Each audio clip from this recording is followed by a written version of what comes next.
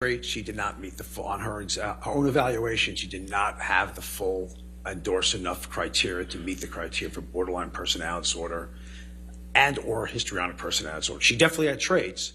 She did not have the disorder enough criteria by going by the strict number of criteria. All right. Now, you mentioned in response to Mr. Depp's counsel's questions, you started to talk about battered wife syndrome. What is your experience with battered wife syndrome sometimes being mistaken with borderline personality disorder or histrionic personality disorder?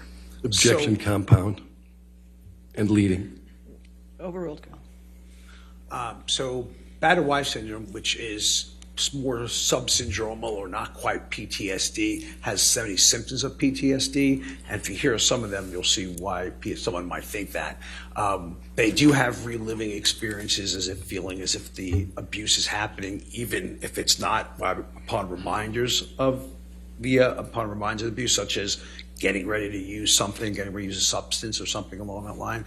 They do have hyperarousal, they do have hypervigilance, which is very easily mistaken for the emotional reactivity of borderline personality disorder.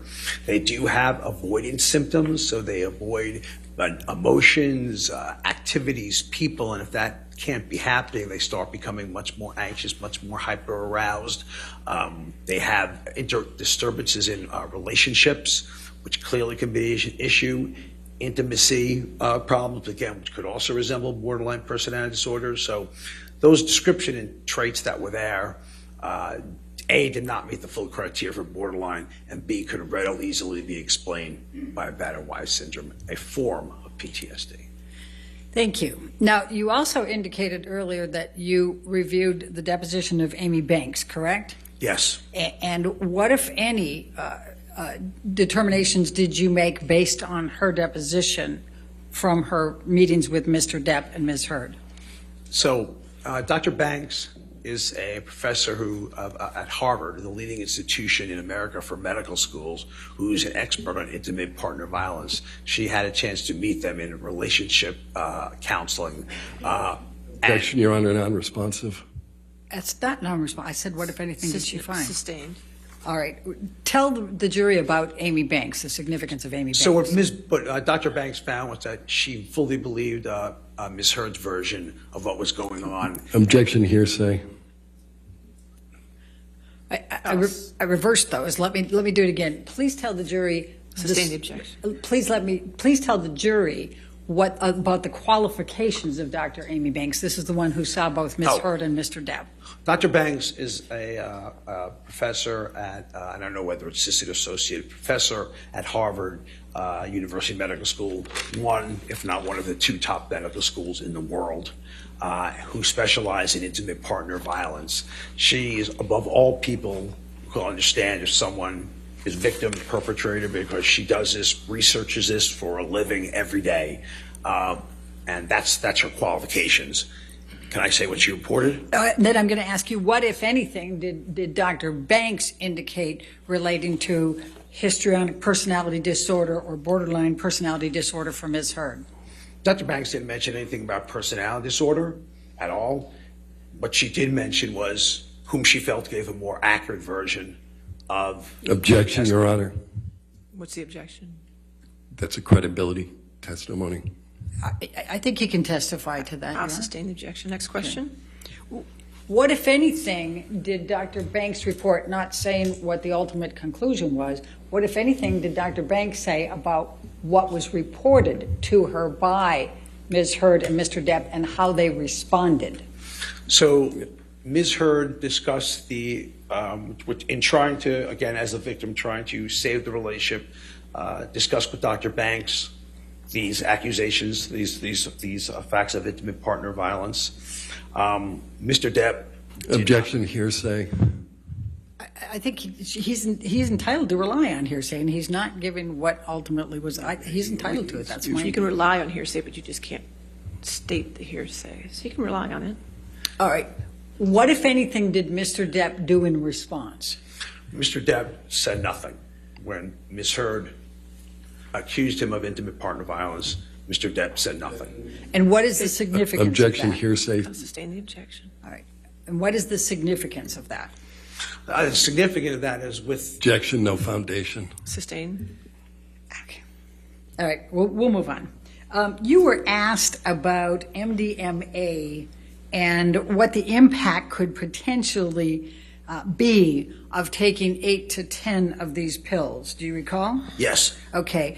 And now I'm going to take you to Australia 2015. You've reviewed testimony over that, right, from Mr. Depp, Ms. Heard, Yes. and a number. Okay. Do you recall that Ms. Heard also said that she found dime bags of cocaine in drawers at the end of that 3 days? yes. Okay. I'm going to ask you, Michelle, can you bring up 1828? It's already in evidence.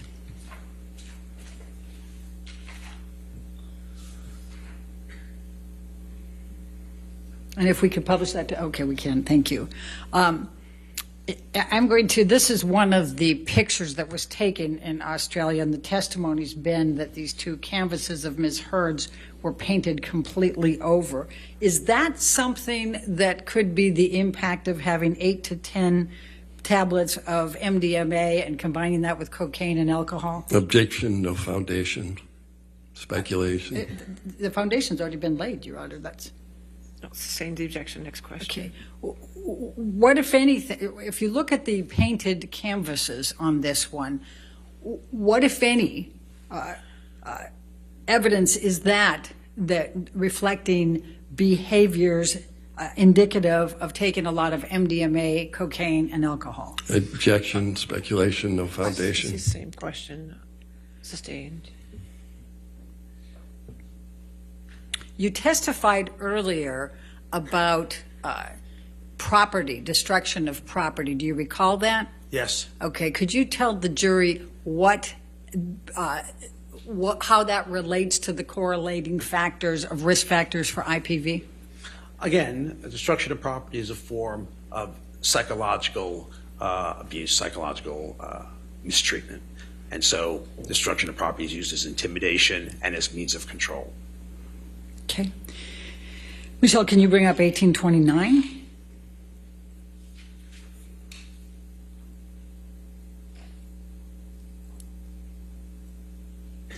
And this has already been admitted. Yes, thank you, Your Honor.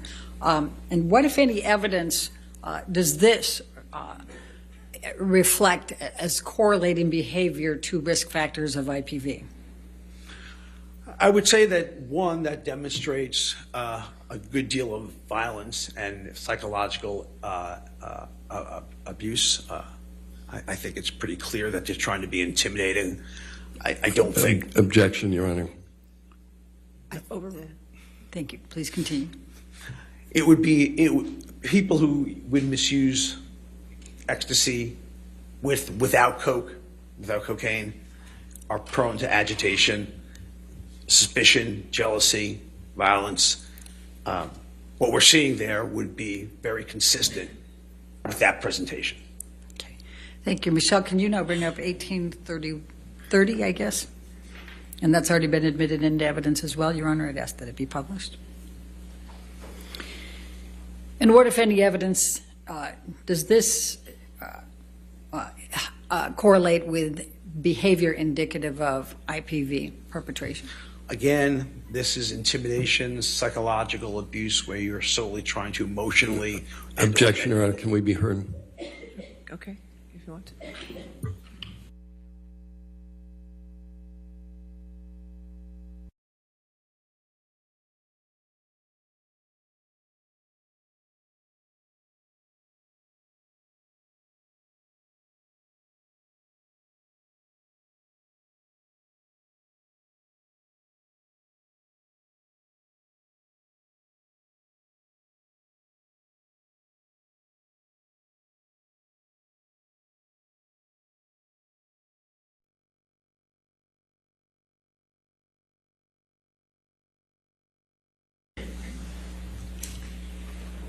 Dr. Spiegel, if you can answer the question, what, if any, evidence is this correlating to the risk factors for IPV perpetrator? Again, I think the violence comes through. Objection, Your Honor. Just the evidence strike. of risk factors, if you can. The evidence of risk factor would be accepting a more than average degree of violence, as well as psychological abuse. Okay. Are you aware of any record evidence of Ms. Hurd writing on walls, mirrors, countertops, or painting canvases? No. Okay. Thank you, Michelle. You can take that down now. Now, you were also asked about Seroquel and some of the other prescription medications. Did you, during the course of your review of evidence, see the lists of medications that Mr. Depp was on at one point? Yes, I read the list. Michelle, I'm going to ask you to bring up Defendant's Exhibit 301. And Dr. Spiegel, it's not into evidence yet. I'm going to ask you to take a look at this. Is this one of the documents that you had that reflected the amount of medication that Mr. Depp was on as of October 26, 2014? Yes. Okay. And this was an email from Debbie Lloyd to Dr. Blaustein, his treating psychiatrist, correct? Yes. Okay. Now, can you tell the jury that we've got Seroquel, 50 mg? Can you just Objection, tell, hearsay. Can you just tell the jury? I haven't finished asking the question yet. So, Let's approach. okay.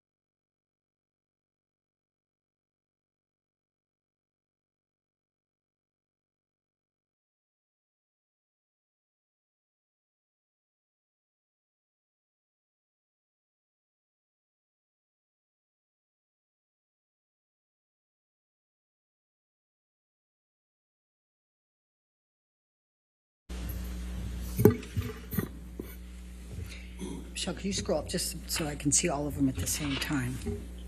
Thank you. So, Dr. Siegel, if someone was taking 50 milligrams of Seroquel, 25 milligrams of Seroquel, and 50 milligrams of Seroquel and 50 all in one day, how would that impact them? So obviously this is not for sleep, because I'm presuming you're not wanting to sleep in the morning, noon, and from 4 to 6, although you're sleeping at night. What I would say is he's using it for one purpose. As I say, with substance use disorder, they're using it to calm down. They're using it just as a down and to relax. And given that you're taking 45 milligrams of Adderall a day to stay awake, and that's more than the prescribed for adults and children for that matter, the combination makes very little sense at all to me. And if a person was taking 300 milligrams of Neurontin, I'm going to pronounce that wrong again, 4 times a day and 600 later in the day, how would that impact? Again, you're looking at medications that are there solely for a substance use disorder patient to get them up and to calm them down. That's all this regimen is about. Gabapentin doesn't have a psychiatric indication other than, actually doesn't have a psychiatric indication, although it does calm you down. And it, as I may have intimated before, similar to Adderall, gabapentin is also abusable. Similar to quetiapine, Seroquel is also abusable. So you're getting these kind of unusually calming effects from these medicines, while at the same time getting what's called a super therapeutic dose or an excessive amount of Adderall. And for the record book, adults are only indicated with Adderall for the extended release, not the immediate release preparation. And why that's relevant is the immediate release preparation is more abusable. You get more high quicker. The extended release goes out throughout the day. The immediate release gets you up right away, and then down. Now, in ADHD, this medicine is very effective. But from what this is being used for, clearly based on the combination, no. All right. Do addicts lie?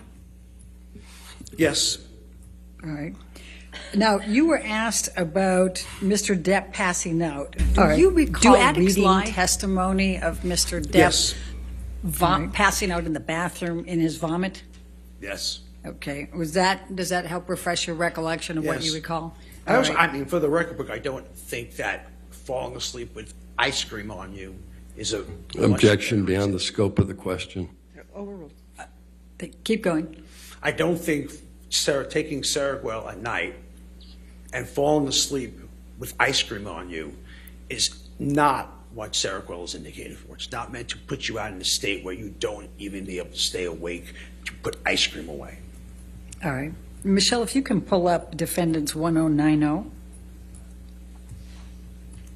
It's already into evidence. If we can publish that to the jury, Your Honor. Dr. Spiegel, does this look like, would this be evidence correlating with behaviors consistent with IPV perpetrator risk factors? This would be correlated a person who is completely knocked out, and it's usually only one way someone gets knocked out that badly, and that's with pharmacological assistance, whether it be legal or illegal. They make it to the bed. They don't sleep with their head on a game box in a furniture. That doesn't happen to people who sleep, no matter how tired you are. No matter how tired. I've been a resident in the past, and I was up for 40, 45 hours. Objection beyond the scope. It's just explained, Your Honor. Sustained. All right. Michelle, can you pull up 1095, please?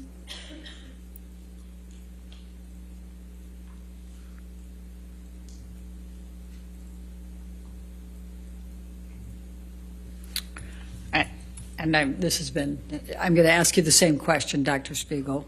What, if anything, does this indicate relating to risk factors for IPV perpetrators? Again, colloquially passed out, and there's very few ways to get like that without pharmacological assistance, legal or illegal, or illegal. And then let's pull up 1094, please, Michelle. Defense, and that's also been admitted.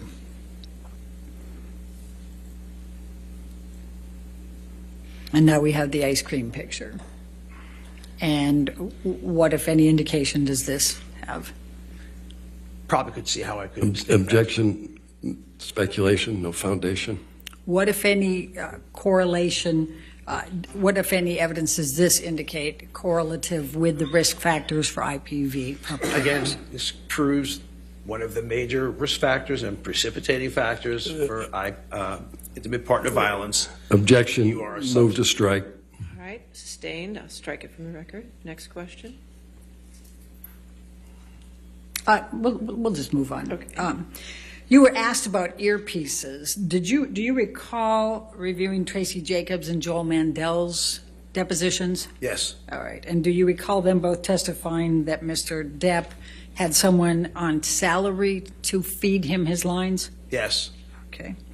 Now, you've testified that you reviewed a substantial amount of evidence in this case.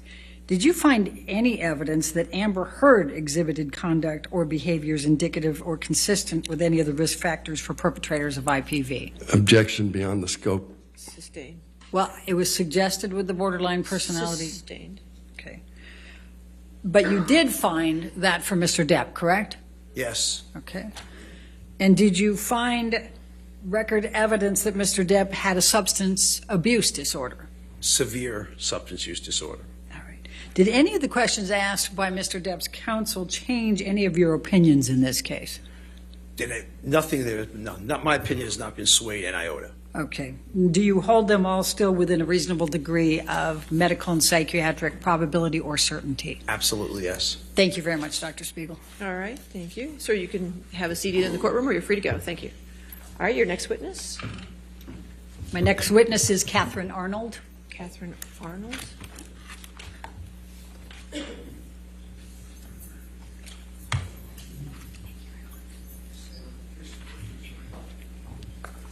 solemnly swear or affirm to testify truthfully in this case and penalty of law?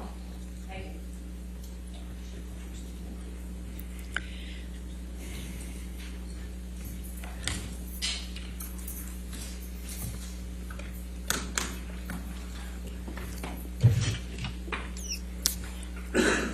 All right, yes, ma'am. Thank you. Will you please state your name for the record? Catherine Arnold. All right. And what is your profession? I am an entertainment industry consultant, and I also serve as an expert witness. Okay. And can you please tell the jury your educational background? Yes. So I've been in the entertainment industry for over 20 plus years. I started as an assistant at ICM, which is one of the largest talent agencies in Los Angeles that represents actors, writers, and directors. And I worked with the talent agent there. And then I also worked at William Morris, for William Morris as a script reader. So I was working on scripts that they were delivered and submitted to for their actors, writers, and directors. After that, I went into development of film and television projects for a company based in New York called the Maltese Company, which actually produced animated television shows and feature films based on Wall Street, animated product, like toys. And then I went to work with a company called the Goober Peters Company. And Goober Peters was, at the time, one of the largest production companies in Los Angeles. They did films like Batman and Rain Man and Tango and Cash. They did TV shows like Witches of Eastwick. And there I was involved in the development of scripts. We worked with the studio directly in terms of what cast would be attached to the scripts and brought directors and talent to those projects. I then went on to work in, there's a lot. I went on to work in the independent film world as a film producer. So I found the material, I would get the financing, I would get the cast and the director attached to the project. We call that packaging. And then we would go and obtain financing for that either through equity sources or international sales and financing and bank financing. And then I also went on after that. I produced 5 or 6 films with actors that you may know, including Salma Hayek, Vincent D'Onofrio, Kirstie Alley, Thomas Jane, Ethan Hawke. And then I worked with a international sales and production company where I was the head of production, and I worked again on the development of scripts and the procurement of financing. So I worked in both the independent world and the studio world, meaning independently financed or financed by the big studios like Warner Brothers and Disney and Paramount and such as that. That's the bulk of my work in the entertainment industry. Did any of your films win awards? A couple of them did. So a couple of the independent films that I produced, one of them won, called The Coriolis Effect, won the Venice Film Festival in its category. And then I also produced another film that won the Heartland Film Festival Award. It's called the Crystal Award. All right. And what other video production projects have you been involved in? So throughout that time, in between those jobs, I also worked in the corporate world. So large studios like Warner Brothers and Disney and CBS would need corporate videos for their live events. So I would interview executives and interview their talent and then edit the piece together to create video and media for their live sales conferences that they had at that time. And then I also produced some commercials. All right. And what, if any, experience did you have in corporate relations and licensing? So early on in my career, I worked at the Los Angeles Olympic Organizing Committee, and I worked in the licensing department where we handled the licensing of the Olympic logo, and we also worked with sponsors and suppliers who were funding those Olympic Games. So it was a lot of contractual negotiations with the use of the logo, as well as raising money for the games and working with those corporate sponsors throughout the 2 years prior to the games and then during the games themselves. And what, if any, experience do you have working on film festivals? Well, I've had films in festivals. I've actually been very lucky to travel the world and gone to a lot of festivals with my films, both here in the United States and elsewhere. And at one point, I was also hired to raise sponsorship funds for the Sundance Film Festival. They had a new program that they were starting to do online festivals, and so I raised about $500,000 for them in about a month. All right. And do you have a degree, a college degree? Yes, I graduated from UCLA with a bachelor's degree in economics. What does your current consulting practice entail? So as an entertainment consultant, having been in the business in both the independent and the studio worlds as both a producer and an executive, I work with investment companies and production companies who are looking to navigate the various inroads of Hollywood. It's a business that's very different and unlike anything else and very relationship-based. So I use my 20 years of experience to help them get cast, get financing, understand the distribution process, marketing process, and get them set up to be able to produce their films.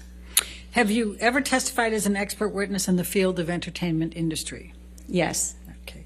Approximately how many times have you served as an expert?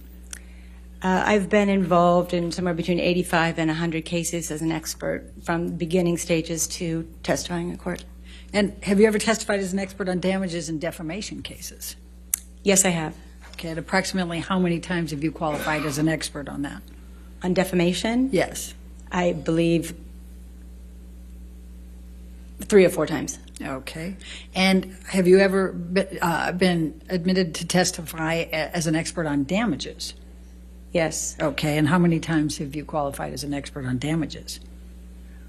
Almost all my cases have some form of damage, economic damage related to the case. So I would say in all of the cases that I've testified in, I've been qualified in damages. Okay. Have you ever served as an expert for both? Have you served as an expert for both plaintiffs and defendants? Yes, I have. Okay. How much of your current practice involves consulting as opposed to serving as an expert witness? So over the last 10 or 12 years, it's been about 50-50. So I spend half my time working as a consultant and the other half working with lawyers on their cases. Your Honor, I'm going to move to qualify Catherine Arnold as an expert in the entertainment industry, standards and practices, and related economic damages. All right. Any objection? All right. So moved. Thank you. Now, you have a dual role here as an expert, correct? Yes. Now, you're going to be testifying with respect to Mr. Depp's challenges to or claims of damages, and you're also going to be testifying to Amber Heard's damages, correct? Yes. All right. Well, I'm going to start you with Mr. Depp's claims for damages. Okay. With respect to Mr. Depp's claimed damages, on what subject have you been asked to offer your opinion? So I was asked to assess any alleged damages that the op-ed piece in the Washington Post that Ms. Heard wrote, whether that have impacted his career in any way, particularly did he lose any income or any economic opportunities because of the op-ed piece specifically. All right. And have you been asked to limit that to the period of December 18, 2018, with the date of the op-ed, through November 2, 2020? Yes. Okay. Now, what materials did you review in making your analysis? There were a lot of documents. I reviewed the pleadings of the case, the complaints, the discovery items, the responses to what they call interrogatories, which are the questions that the lawyers ask both sides. I reviewed Mr. Depp's deposition testimony, which there were volumes of that, as well as Ms. Heard's. I also reviewed the deposition testimony of the experts that were proffered that had to do with the entertainment industry, the agents and the management teams of both sides. Ron Schnell, the data expert. I also reviewed emails and texts between the parties, between their families, between their management teams, the audio recordings, the visual recordings that have been presented in this case and the previous cases that have been involved in the last couple of years. I also did my own independent research from general publicity and press and investigative articles, as well as those that are specific to the entertainment industry, and utilized some entertainment industry specific sources to get some information that was helpful to my case, to the case. Thank you, Ms. Arnold. Please describe for the jury your observations with respect to Mr. Depp's career trajectory. well, Mr. Depp has had an extraordinary career over many years, so it's a long one to look at. Obviously, he was a rising star in the late 80s and in the 90s, starting with 21 Jump Street, and you've heard, all the films that I'm sure he's been in. He really started to break through when he worked with Tim Burton, the director, and of course his character Jack Sparrow in Pirates of the Caribbean was, world renowned. And probably his biggest role, and he was a well-liked both critically and within the industry and within the public as a movie star. And at the same time, his behavior and both on and off the set, in his personal life and in his professional life, start to interfere with what we would say, what everybody saw was his great talent. And it started, there's some stories of issues that started back in the 80s and the 90s, but I would say really in the mid-2000s, between 2006 and 10, is when the behavior started affecting his work to a certain extent in terms of lateness on set. And then as Ms. Jacobs, his talent agent, discussed with you in her deposition, it really started to affect her ability to get roles and the industry's willingness to work with him, given the issues that he was having with both behavior, tardiness, drinking, and the drug abuse, and other issues in his personal life. So it got more complicated for her to find him work, and I think it got harder for production companies and studios to hire him due to the challenges that would put on a production. And when did Mr. Depp's career downturn begin, based on your review of all the record evidence? Well, again, according to Ms. Jacobs, his agent, she mentioned that it started getting more challenging for her around 2010. The lateness on set was being made, she was being made aware of that more and more often from production executives and the producers that she was working with on the Pirates movie. And not only Pirates, it continued on the other films, including Mordecai and Murder on the Orient Express. And in around 2014, when he had the appearance, it was presumed that he was under the effects of alcohol at the Hollywood Film Awards in 2014. Objection, Your Honor, non-responsive. She's answering the career downturn, Your Honor. Overruled. Please continue. Thank you. In 2014, when Mr. Depp appeared in the Hollywood Film Awards, Ms. Jacobs received many phone calls from both producers, casting directors, and production executives asking her, what is going on with your client? Why, what's going on with his behavior? Can we get him under control? And then I think it really started to shift around the Pirates 5 movie in Australia with, again, the lateness and the issues with the singer that stopped production and things of that nature. And then it got harder and harder. Now, based on your analysis, what has caused Mr. Depp's career downturn? Objection, no foundation. Overruled. Can you please repeat the question? Based on your analysis, what has caused Mr. Depp's career downturn? And I realize you've said a number of those, so just, is there anything else? Sure. Well, we've talked about the erratic behavior, the tardiness, the drugs and alcohol abuse, and the lawsuits have had a really big impact, not just this lawsuit, but previous lawsuits that Mr. Depp has been involved with, because there's a lot of publicity around anything that he does.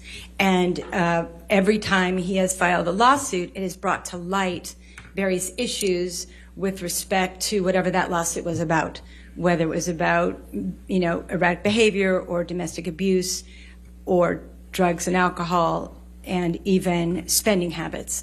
So every time a lawsuit has been filed, the press and the publicity has just been charged up and brought everything back to light. And it's been an unfortunate problem on that level for the industry to continue to work with him, even though all this is out in the public. For the films that were shortly before Pirates 5, how successful were they?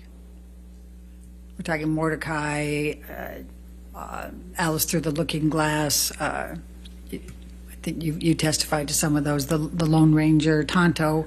Right. Objection compound. Overruled. Of course, Mr. Depp has had some obviously extremely successful films, but also in the 4 or 5 years prior and, through Pirates, there were films that didn't do well at all and were considered what the industry calls a bomb, which could have been Alice Through the Looking Glass, The Transcendence, the Lone Ranger, and Mordecai were films that just didn't perform, although they were valued in their financing based on Mr. Depp's star quality and acting ability. Unfortunately, they just didn't perform. So as many hits as he's had, he's also had a lot of recent, what they call failures in the business. And what, if anything, did Mr. Depp do with respect to showing up for a press conference in Japan for Mordecai? Ms. Jacobs mentioned in her deposition testimony that Mr. Depp didn't show up for the press conference in Mordecai, which he was not only an actor for, he was also a producer, and he didn't show up. Apparently he was sleeping, so he wasn't able to make it. Okay. Now, what, if any, impact did the Brooks litigation have on Mr. Depp's career? Is the jury familiar with this already, or? Well, I think you can, Okay, so the Brooks litigation was, there was a litigation around Mr. Depp had punched someone on one of the, I think it was a location manager, on the set of a film called City of Lies. I don't know exactly what happened to that litigation. However, of course, again, it was written a lot about in the press, and it unfortunately came to the forefront that he had, violent behavior yet again. So in 2018, and I'm going to say before the op-ed on December 18, 2018, Right. Was there any negative articles, negative press about Mr. Depp? For quite a while, when you're a celebrity such as Mr. Depp, you're in the limelight and everybody wants to look at everything that happens. So after every movie or after every incident, there was usually press. But the ones that were more significant were the ones in the Hollywood, a couple of them in the Hollywood Reporter and one in the Rolling Stones. So in 2017, there was an article in the Hollywood Reporter where the journalist discussed, I think the article was called Pirates of the Caribbean, The Diminishing Returns of Johnny Depp. And that Pirates, the last one was 5, right? And that one didn't perform nearly as well as the other previous Pirates of the Caribbean films. And there was some discussion that the character... Objection, hearsay, Your Honor. I think you could explain generally. Sustained. Okay. Let me ask you this. When was that Hollywood Reporter article on diminishing returns of Johnny Depp? That was in the spring of 2017. Okay. And you said, and I just want to make sure we understand, how well did Pirates 5 do compared to 1 through 4? It performed less well by over $200 million. Okay. What, if any, other negative press was there in this time frame? We'll take 2017, 2018, before the op-ed. So in 2018, there was the Rolling Stones article that was an in-depth expose on Mr. Depp's life. Again, his erratic behavior, the money he was spending on wine. Objection, Your Honor, hearsay. I think she can give generally, Your Honor, the negatives. Sustained. All right. What, if any, knowledge do you have of whether Disney saw the Rolling Stone article? There were emails between the publicity department and the co-chairs and some of the senior executive Disney that they would forward the articles as they came out, both the Hollywood Reporter article and the Rolling Stones article, and they would make commentary. And Alan Horn, who is the one of the co-chairs of Disney, used the word sad, and I think one of the other executives used depressing, that their film star was now being shown in this light to the public in a Rolling Stones magazine. Objection, hearsay. Sustained. All right. Was there any more articles about Pirates of the Caribbean prior to the op-ed in December of 2018? There was an article in October 28th, the Hollywood Reporter, October 28th, 2018, where the journalist had spoken to two writers of the film, and they were talking Objection, about rebooting the hearsay. franchise. She's entitled to rely on hearsay, and she's just giving the general, she's not. Approach.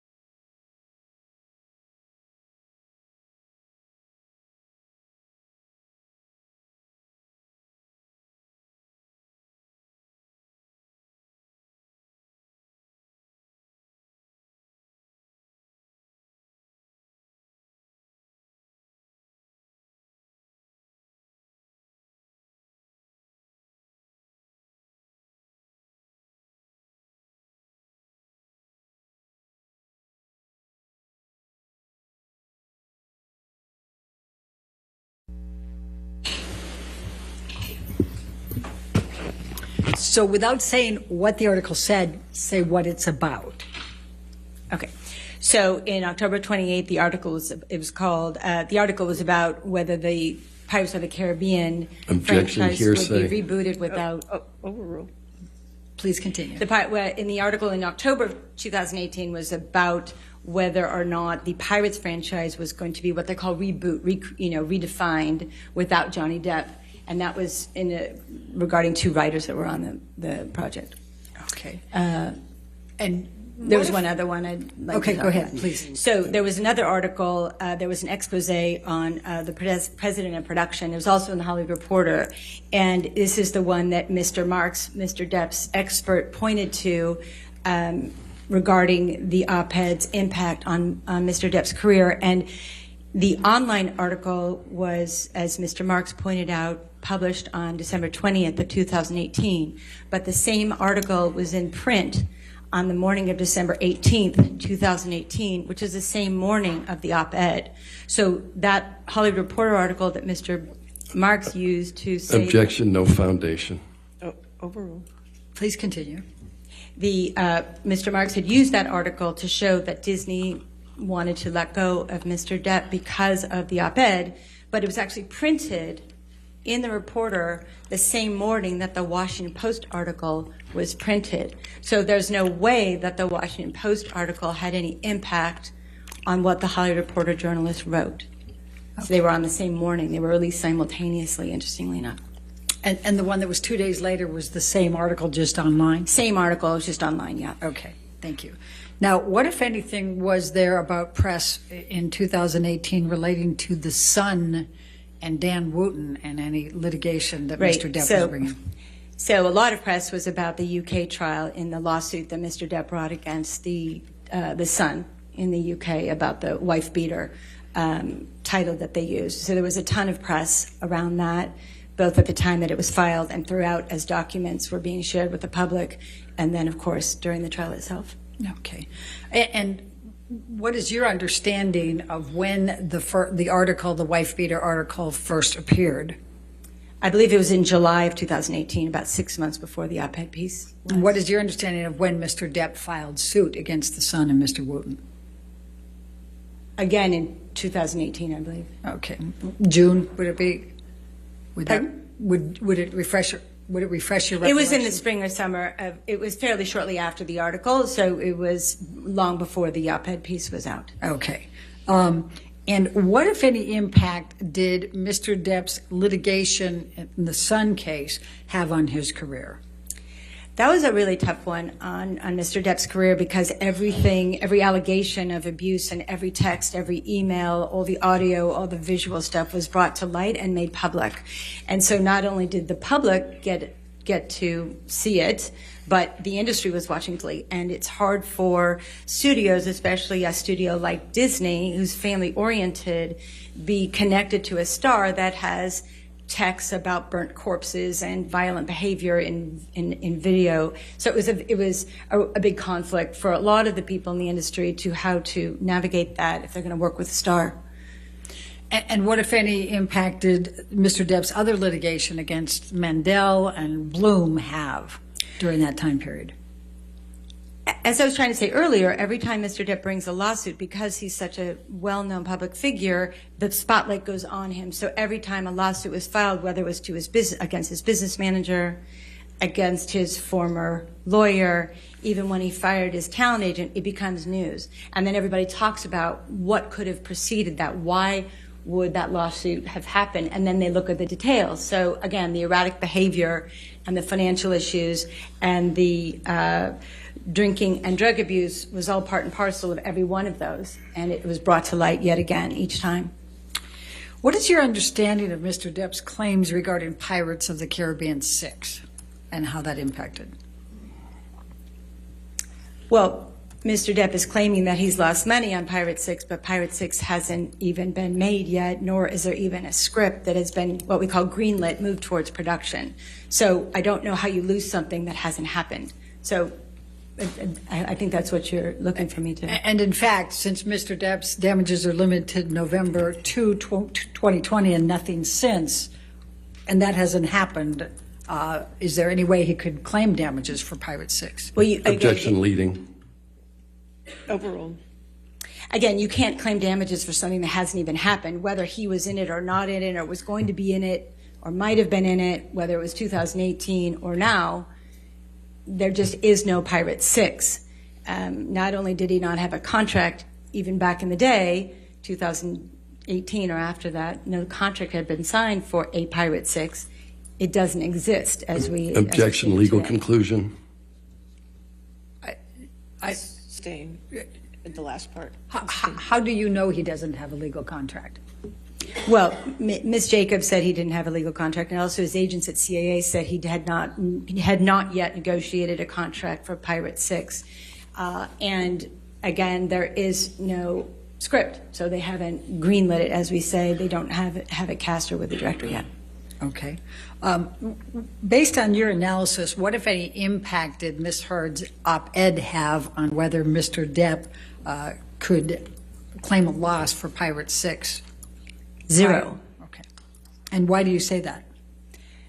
Again, well, many things.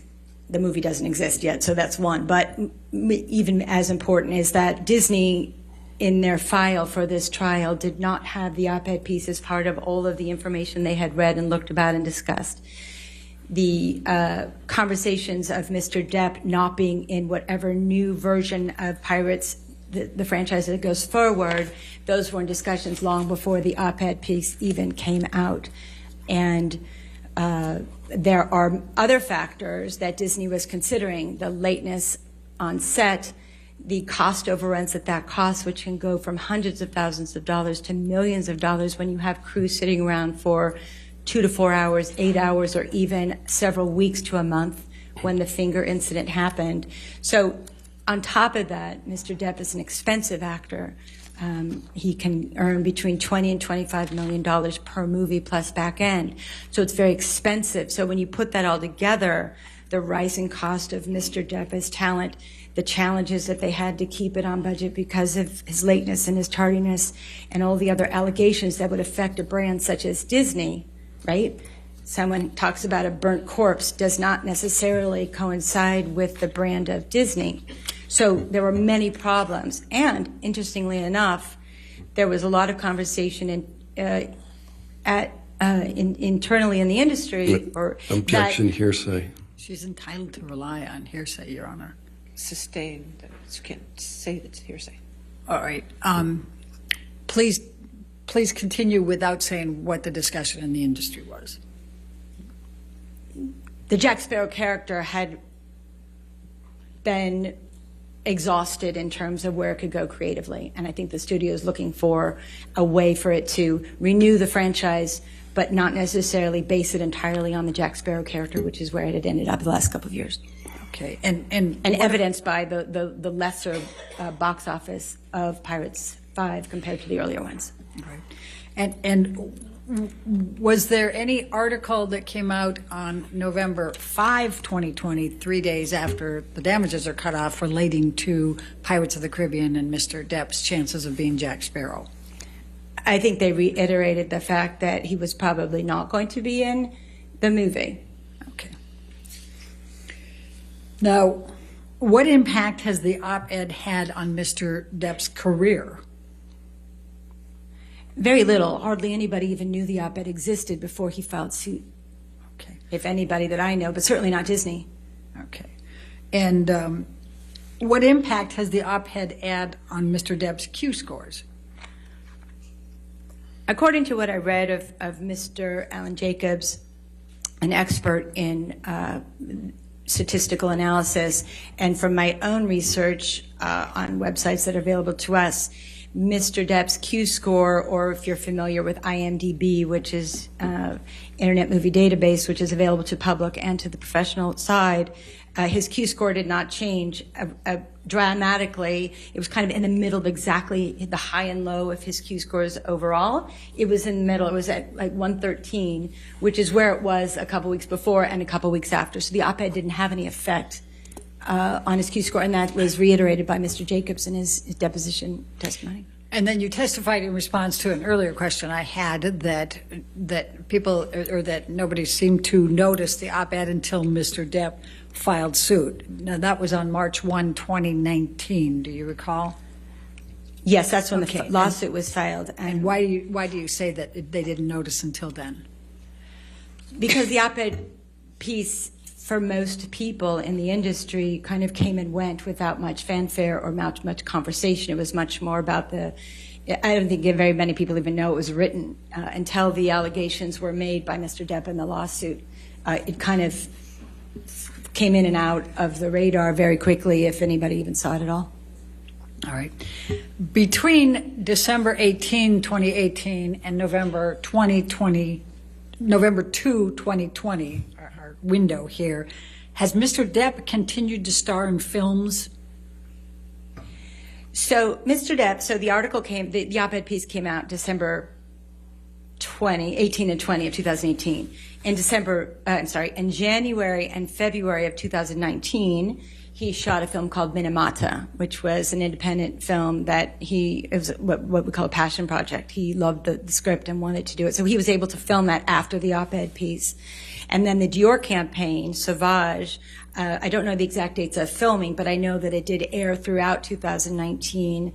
And it's my understanding that he still may have that contract with Dior, so he continued that product endorsement. And then in in the spring and the fall, I believe it was, Mr. Depp was able to do press for the film Waiting for the Barbarians. He went to the Deauville Film Festival. He went to the Venice Film Festival. He was well received at the press conferences.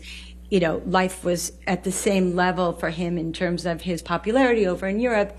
They were still, he was still working on press for the films.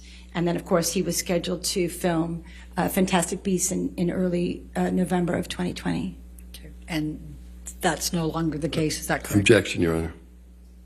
What's the objection? Can we approach? Okay.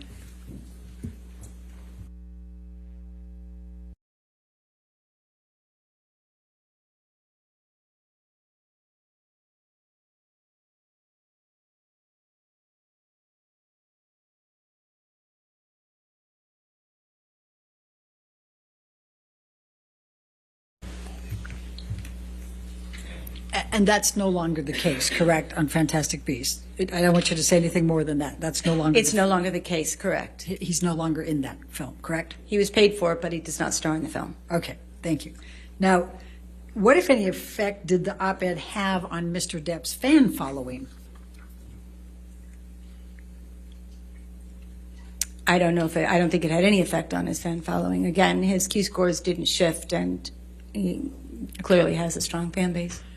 In your opinion, what or who has caused the damage, if there is any, to Mr. Depp on his career and reputation between December 18, 2018 and November 2, 2020? Objection, speculation. Overruled. Mr. Depp. And why do you say that? Well, again, filing the lawsuits, bringing to light the issues, is Mr. Depp doing that on his own accord? And any statements that were made by his team, Mr. Waldman or anyone else, is associated with Mr. Depp, and those statements that came out, the defamatory statements, which we'll talk about in a minute, were also Objection. put out by Mr. Depp's team. So in actuality, he's causing his own demise by bringing these lawsuits forward and continuing to kind of ignite the fire of negative publicity around both of them. Okay. Are all of your opinions to within a reasonable degree of probability or certainty with respect to Mr. Depp's damages? Yes. Okay, thank you. Now I'm going to move you to Amber Heard's damages. With respect to Amber Heard's claims for damages, on what subject have you been asked to offer your opinion? So I was asked to look at the reputational harm and economic loss that Ms. Heard incurred due to the defamatory statements that Mr. Waldman, on behalf of Mr. Depp, made in April of 2020 and again in June of 2020. And what materials did you review in forming your opinions? Again, many of the same materials that I reviewed for Mr. Depp's case, which was the deposition testimony, the pleadings, the discovery, all of that was included, as well as expert testimony that was based on statistical analysis of negative social media campaigns that were created, as well as what happened. I talked to Ms. Heard's agents. I read their depositions. I talked to her publicist. I read her deposition.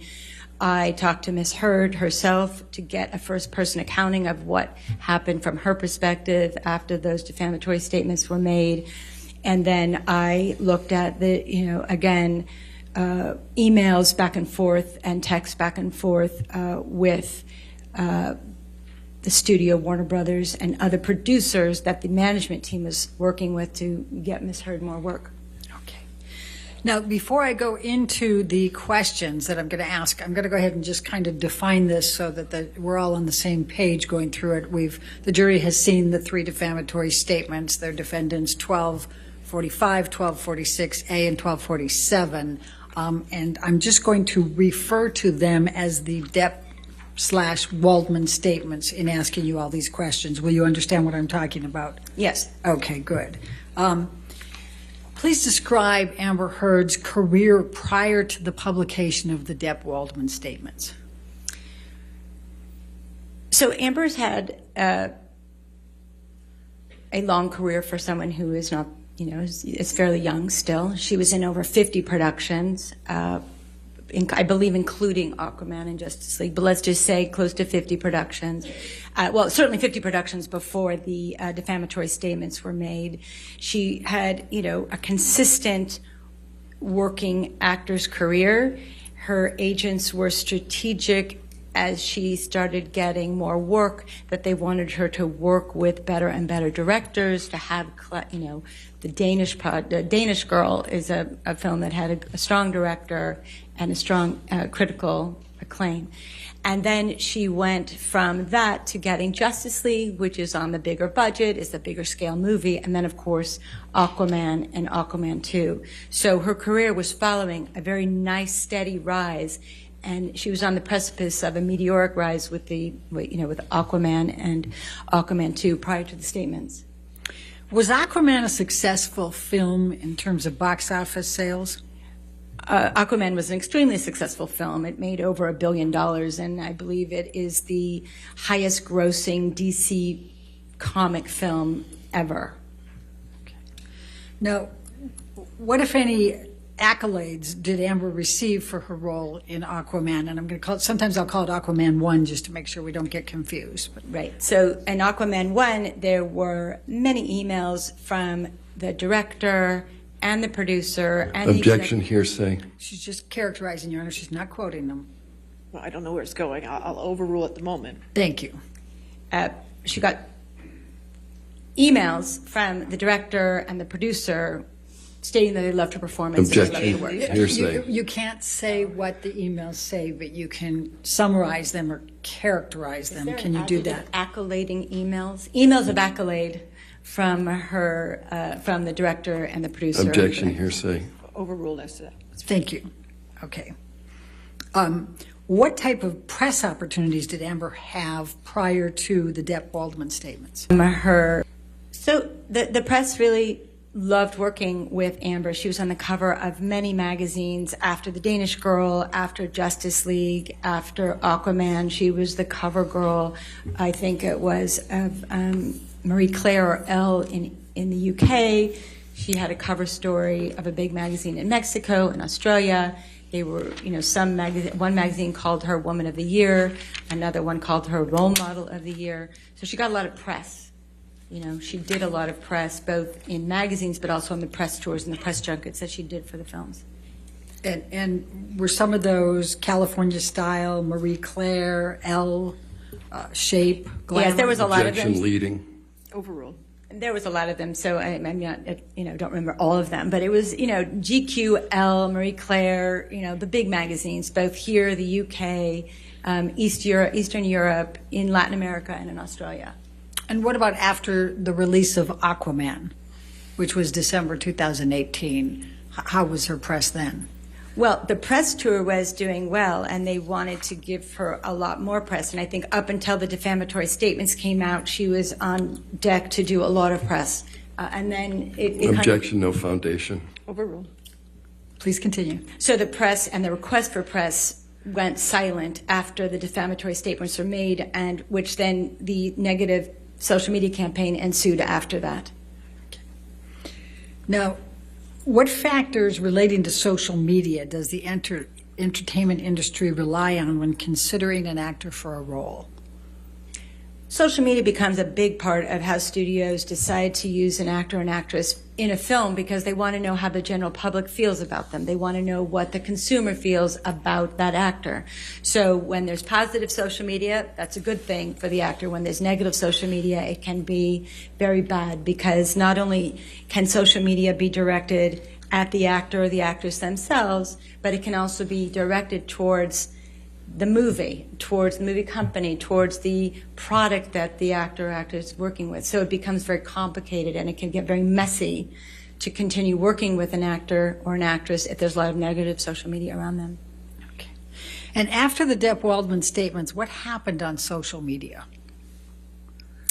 After the Depp Waldman statements, social media blew up with negative tweets and Instagram posts and, Facebook posts and Snapchat and trolling, as we call it. It was just negative. According to Mr. Schnell, there was over 1.2 million negative tweets about Amber using hashtags that used the words in the statement of the Depp Waldman statements, that 1.2 million negative statements between April of 2020 and November or January of 21.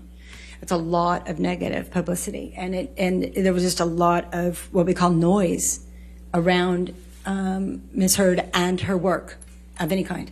Can you please describe to the jury what a negative social campaign is? So, a negative social campaign would be when a fan base, or in this case, according to both the forensic statistical analyst as well as Ms. Heard's agents and the product that she was working with, L'Oreal, and her publicist, it was a campaign that included both live accounts, live Twitter, people that actually have are individuals, as well as what we call bots. Objection. May I be heard? All right, here come.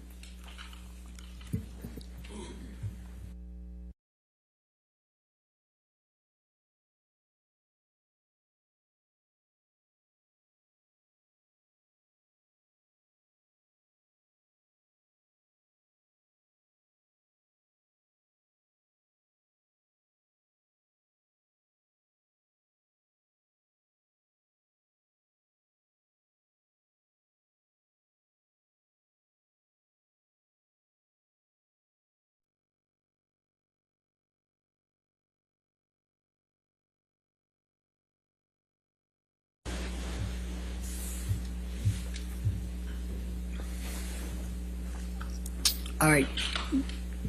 Other than the bots, please describe the rest of the social media, the negative social media campaign. What's The fan base was very energized by Mr. Is it the Depp Depp? Yeah, let me just Is it ask Depp Waldman? I'm Yeah, sorry. I There's a call lot it- in my brain right now. It doesn't matter. Why don't I do this? Let me formulate a different question. How has the negative social media campaign been used against Amber Heard since the Depp Waldman statements? Great. So the negative campaign has been used both to, let's fire Amber off of Aquaman, to the product that she had an endorsement contract with L'Oreal, the makeup. And every time that L'Oreal mentioned Amber Heard and the product together, they would get harassed. Her publicist company was harassed. Any kind of movie that she was related to or television project that she was related to got negative attention from the social media world. Even the charities that she was involved with were getting hammered, if you will, or bombarded by negative social media, which made it difficult to work with Amber on any level because negativity was brought to their product, service, or film. Okay. And is that negative social media campaign ongoing to this day? Yes. Okay. And you were talking a little bit before, I think, about remove Amber Heard from Aquaman 2. What were your observations with respect to that in connection to the Depp-Waldman statements? Again, the statements, the social media campaign, whether called, remove Amber from Aquaman or, negativity for her relationship in that film, it always tended to use words that were inside the defamatory statements. They became hashtags, right? So, if it was said in the defamatory statement, they were often reiterated in the tweets and the posts. Okay. How difficult is it for an actor to repair this type of negative social media? Well, first of all, it has to stop. Okay, so once it stops, then an actor and their team can work slowly and patiently in both, maybe it's press interviews, maybe it's relationship with charity, maybe it's a small role in a movie and they do well and they kind of rebuild their career. But it can take 2, 3, 4, 5 years or more to rehabilitate your career. But first and foremost, it needs to stop. It just needs to stop so that the consumer can get beyond it and then they can reactivate their career by doing their work again. Describe Amber Heard's reputation after the Depp Waldman statements. Well, the reputation, I guess, depends on who you're talking to, but in the public, it's been very negative. In the industry, they like her work, but they can't work with her right now, again, because every time her name is mentioned, the negativity flares up again. So it doesn't make sense for them to try to make a movie which costs millions of dollars and then have a lot of negativity towards the film or the TV show or the product. So her world has been silent in terms of opportunities, and even things that she wanted to work on are no longer available to her. Has Amber been able to obtain roles after the Depp Waldman statements? For a long time, no. Very recently, she was able to do a small independent film from some people out of who get their financing out of Europe. But up until that, no, she has not worked. Now, based on the fact that Amber came out of Aquaman, what would you have expected following the release of Aquaman, December 2018, up to what's going on now? I like to call Aquaman really, Amber Heard's Star is Born moment. It was that moment where not only was she a good actor, but she was now world renowned because she was in the most successful film almost of all time, if not all time, and certainly for DC Comics. She was on the poster with the very handsome Jason Momoa, and they were this couple, and she was strong and beautiful, and it was just this extraordinary moment for her career to take off, right? Her agents were excited, the producers were excited, everybody just wanted to hit the ground running, and let's do more. Let's do more work. What, if anything, happened to Amber's participation in Aquaman 2? So for a moment in time in February 2021, there were conversations that Amber's, I'm going to be technical with you, her option for employment was not going to be exercised. So they may not have hired her again, even though she had a contract for it. There was some question as to whether she was going to be hired again on Aquaman 2. All right. And did ultimately then she still get hired for Aquaman 2? She did. Her management team fought very hard, and they ultimately ended up hiring her, but also not only because of what her management team did, but Jason Momoa, the star, and James Wan, the director, committed to her in an email saying, if we are involved in this movie, you will Objection, hire. no foundation, hearsay. I'll sustain the Don't objection. say what Hearsay. the email said, just summarize it or describe it, Oh, please. okay. I'm sorry. I'm just trying to understand this world. So her management team worked hard, and Jason Momoa and the director were adamant that she was in the film. Objection, hearsay. Worked hard I think to that's, be in the Your Honor, she has to be able to say that. Well, sustain as to hearsay. Next question. So what, if any, assurances did Mr. Momoa and Mr. Wan give Amber that she would be in Aquaman 2? Objection, hearsay. Sustained.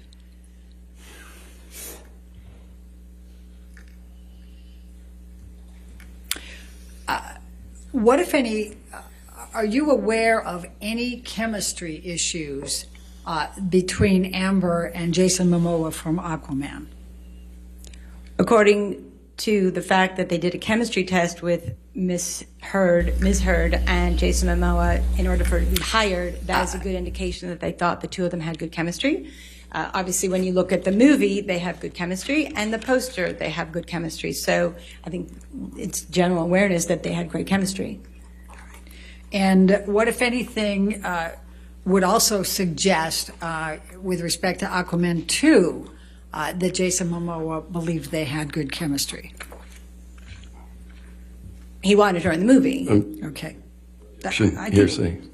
I think she has to be able to rely on it. Sustained. I'll strike it from the record.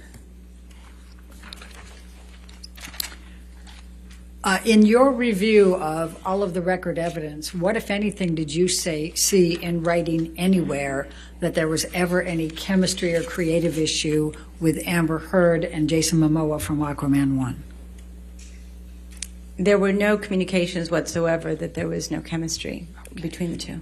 And what, if anything, did you, in all the record evidence, did you see that the producer or Jason Momoa did not want Amber Heard in Aquaman 2? Did you see I did not see any that the evidence of that. producer, Jason Momoa, in fact, the opposite, did not correct. want Amber Correct, Heard yes. in Aquaman? Overruled. Thank you, Your Honor. Now, what, if any, leverage did Amber Heard have to renegotiate her salary under the circumstances of the discussions you were talking about with not exercising her option? She had zero leverage. She was fighting for her life to stay in the film. Okay.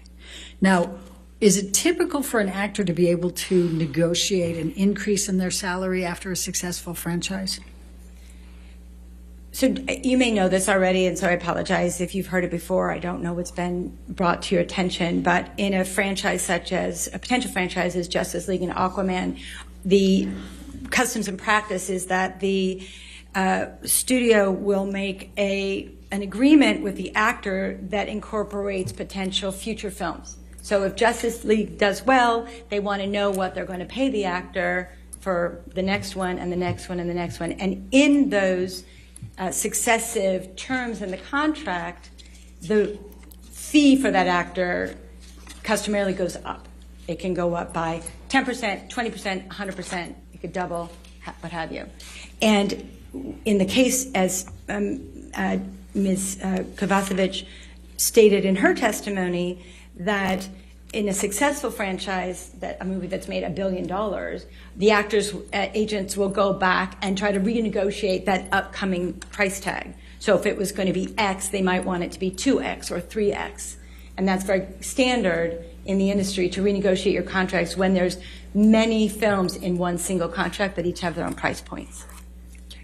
What, if any, other actors in Aquaman 1 were able to renegotiate their contracts? Jason Momoa renegotiated his contract very significantly from Aquaman 1 to Aquaman 2. Do you know roughly how much more? It went up from the, somewhere between 3 and 4 million to 15 million. Okay. Did Amber have a contract for Aquaman 1? Yes. How much was she paid for Aquaman 1? Aquaman 1, she was paid $2 million. Okay. And did that same contract provide for if she was in Aquaman 2? I'm sorry, I apologize. Aquaman 1, I believe she got $1 million. Aquaman 2, she was supposed to get $2 million. I apologize. The numbers, there were a lot of numbers in that one contract. So Aquaman 1, it was $1 million. Aquaman 2, it was going to be $2 million. All right. Now, based on your experience and knowledge in the industry, how much would Amber Heard have been able to negotiate her contract but for the Depp-Waldman statements? For Aquaman 2, I'm asking. Right. Well, as you can see from Mr. Momoa's contract, that went up exponentially, up to $15 million. Ms. Heard, I don't know if she would have gotten $15 million for the movie, but she certainly could have increased it by $1 or $2 million or even doubled it. So if it was 2, it could have been 4 or even 5 or 6, depending on the enthusiasm if it had just rolled from Aquaman 1 to Aquaman 2 without any of this negativity that was created by the Depp-Waldman statements. What, if anything, happened to Amber's role in Aquaman 2 after the Depp-Waldman statements? It was diminished. Now, why would Amber have been featured more prominently in Aquaman 2? Objection, no foundation. If only a foundation. Okay. What usually determines, or are you able to speak to whether Amber should have been or would have been more prominently featured in Aquaman 2? Well, a couple things. Wait, I'm trying to get your foundation. Are you able to speak to that? Yes. Okay. And please tell the basis of that and then your opinion. So there's two things. When two actors do well in a romantic relationship and, they get married or they're going to have a baby, you want to follow that through, because part of what did well in Aquaman was not only the action sequences, but to have a strong female character having a relationship with a strong male character, it's very empowering, right? So that was working for them in the first place. The poster of Aquaman that went around the world was, one of the main posters was of the two of them together standing proud and strong, right, being that couple. And so naturally, as you go and develop scripts in the industry, you want to follow on the things that are working.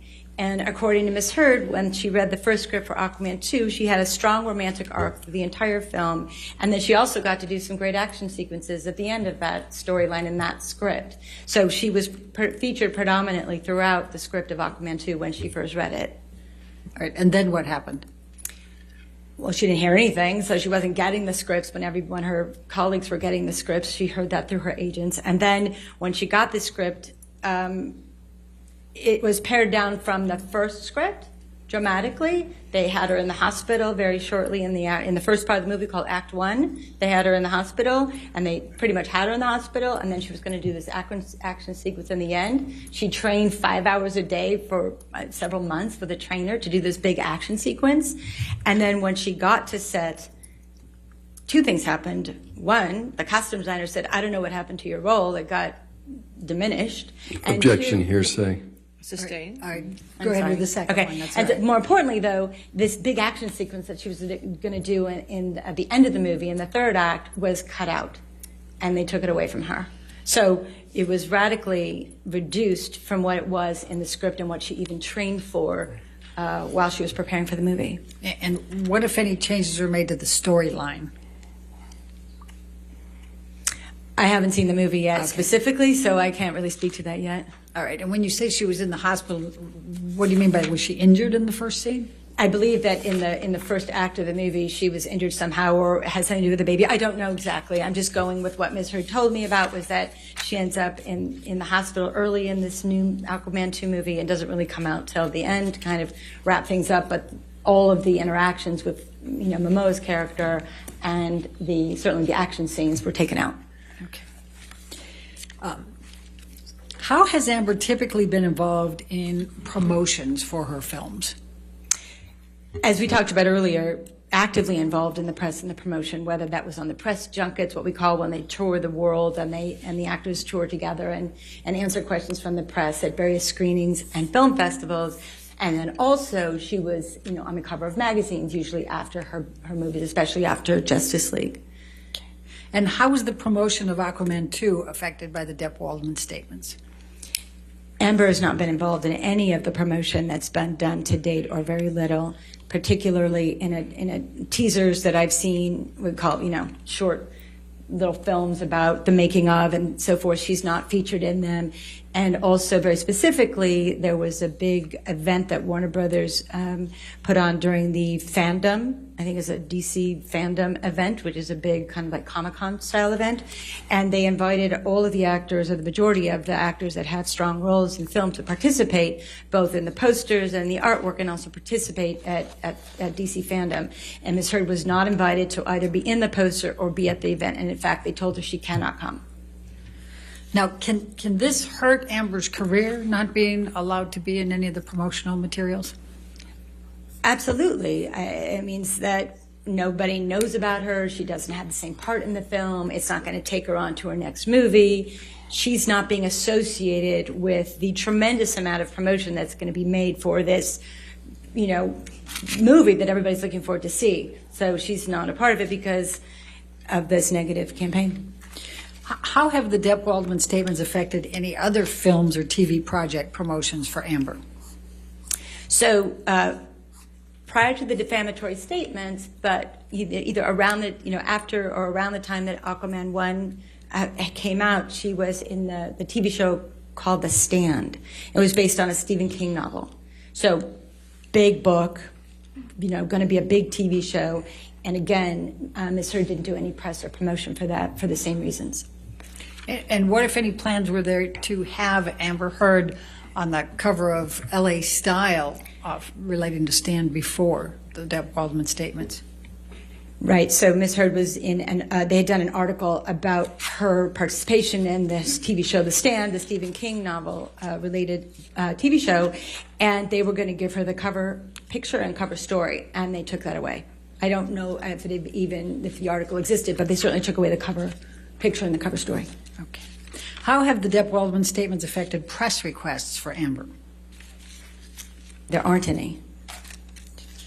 So yes, they affected it because there used to be a lot of press requests, and now there aren't any. Has Amber Heard obtained any roles since the Depp-Waldman statement? Again, for many years, no, for a good period of time, or a year and a half, 2 years, until she got this small movie called Into the Fire. Okay. Has Amber obtained any studio movie roles since the Depp-Waldman statements? No.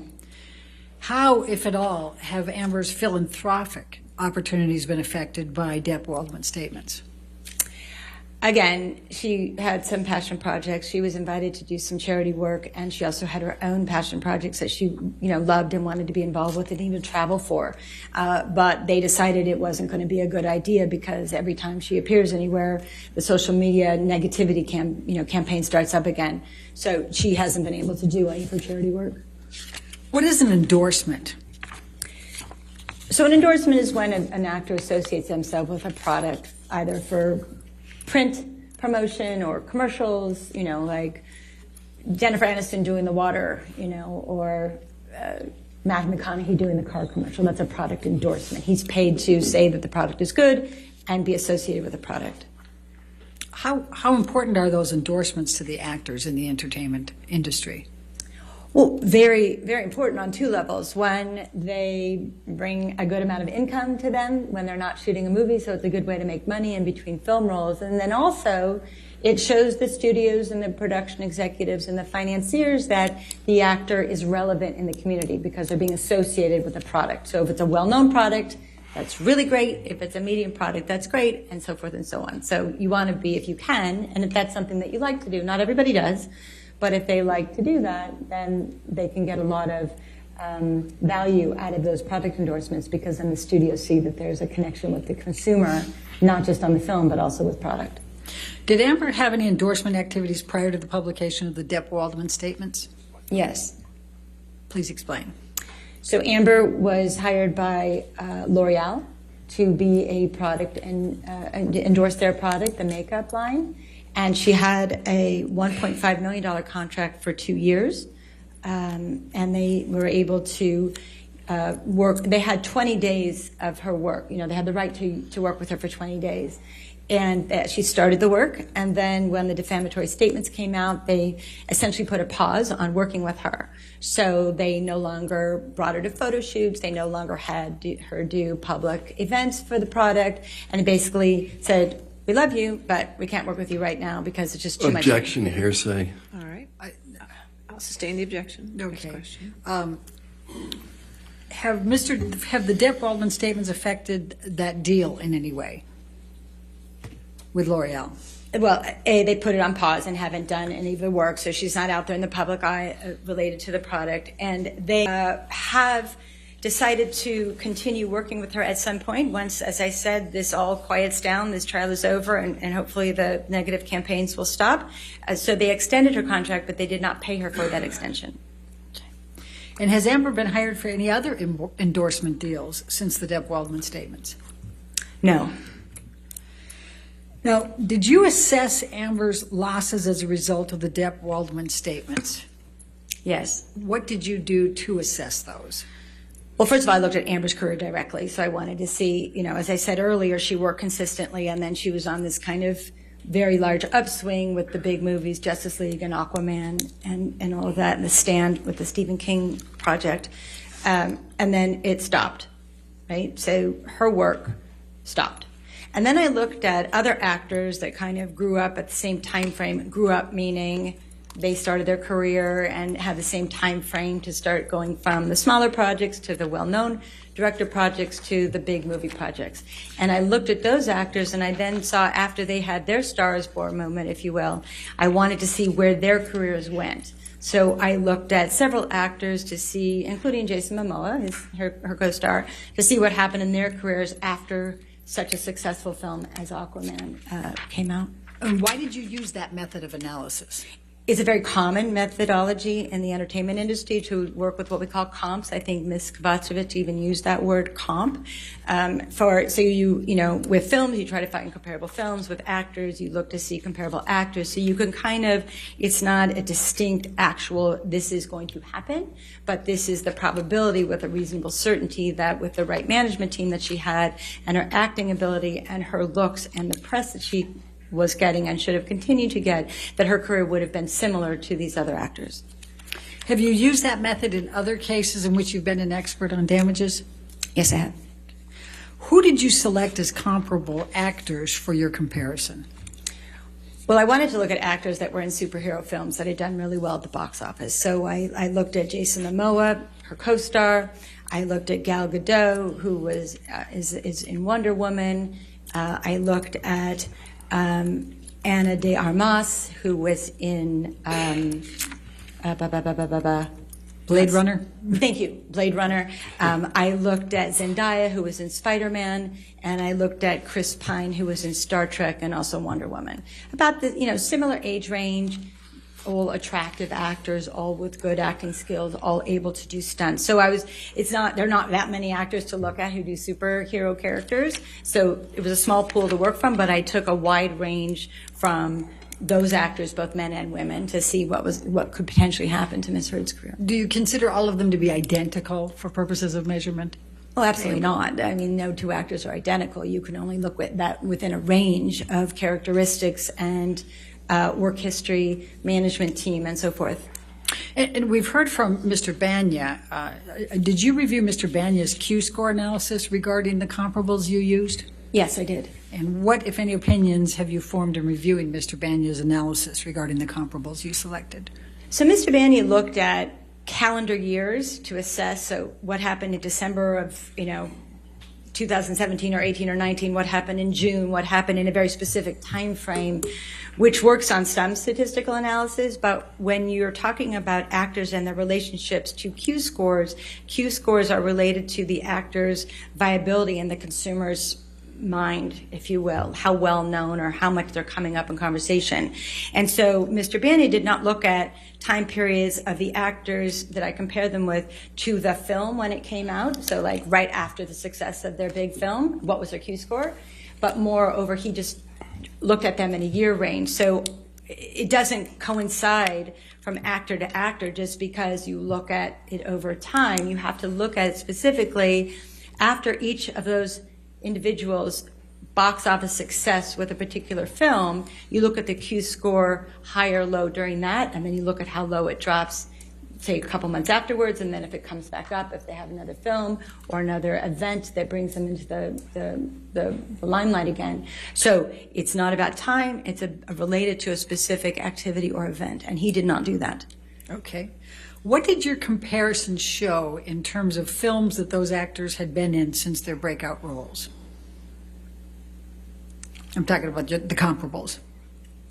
In terms of their, I'm not quite sure I understand. Well, what happened with these other actors after they had their Unrelated to Q scores. Right. Oh, okay, sorry. So all those actors' careers, the ones I mentioned, they all either were a steady rise or even a meteoric rise in terms of where their career went after their Star is Born moment. Then they got some other good films, and maybe they got another film that performed extremely well. So it was a range, but they all were on an upward trajectory without a doubt. And what does this mean for Amber? With a reason, I mean, the way that the kind of industry works is usually, unless there is a force majeure or some really negative event, her career should have followed that same upward swing in about the same time frame, give or take 6 months to a year. But it would be very reasonable to believe that her career would have been on an upward trajectory within the range of those other actors. What, if any, comparisons did you make respecting endorsement deals of these actors with Amber? You know, again, all those actors that we've talked about all did multiple endorsement deals after their big movies or after their big series of movies. You know, Jason Momoa is on, you know, Rocket Mortgage and Harley Davidson, as well as, you know, 5 or 6 other companies. Zendaya is Lancome and fashion and water and jewelry, and Gal Gadot and Chris Pine and Ana de Armas. They've all done either a couple or many, and all of them have associated with a large brand. Unlike Amber, who hasn't even been able to work on the one contract that she had. She certainly didn't get any others. So what did your analysis show with respect to Amber Heard's losses, but for the Depp Waldman statements? They were significant, if we follow the trajectory of her, you know, colleagues. Well, let's start with Aquaman 2. What would she have realized there? Well, as I stated earlier, so from Aquaman 1 to 2, it went from $1 million to $2 million, right? So that was a pre-written contract. It doubled. So the agents were very excited after the success of Aquaman to go and negotiate a much higher fee like they did for Jason Momoa. They weren't able to do that. So in that instance alone, it was more than likely a $2 million loss just from that movie alone. So 2 to 4, you had said before? It could have been 4, it could have been 6. Objection leading. Sustain. Okay. What about other films? So once, as Amber's agent, Ms. Kovacevic, I was doing okay.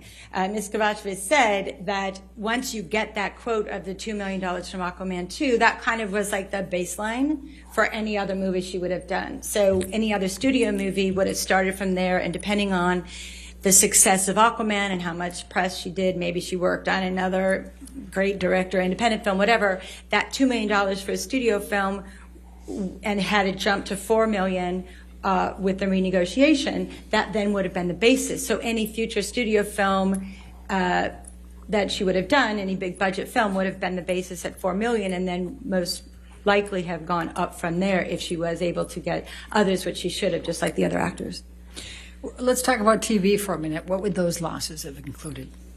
Well, On the Stand, which was, you know, about the same time as Aquaman, but got the press and the promotion got cut off because of the defamatory statements and the negative campaign. She got paid $200,000 an episode on The Stand. So on a TV series of 9 episodes, it's $1.8 million. So if she had, again, done other TV shows, it's very likely that whether she worked with a streamer or with one of the networks, that fee would have gone up from there. Her agents would have been able to use the leverage of the success of Aquaman 2 to put her, if she had done another television show, given rise to even a higher episodic fee. Some actors go up to $1 million an episode. Jason Momoa is in his TV show got $1 million. So there's an exponential range of where she could have gone. All right.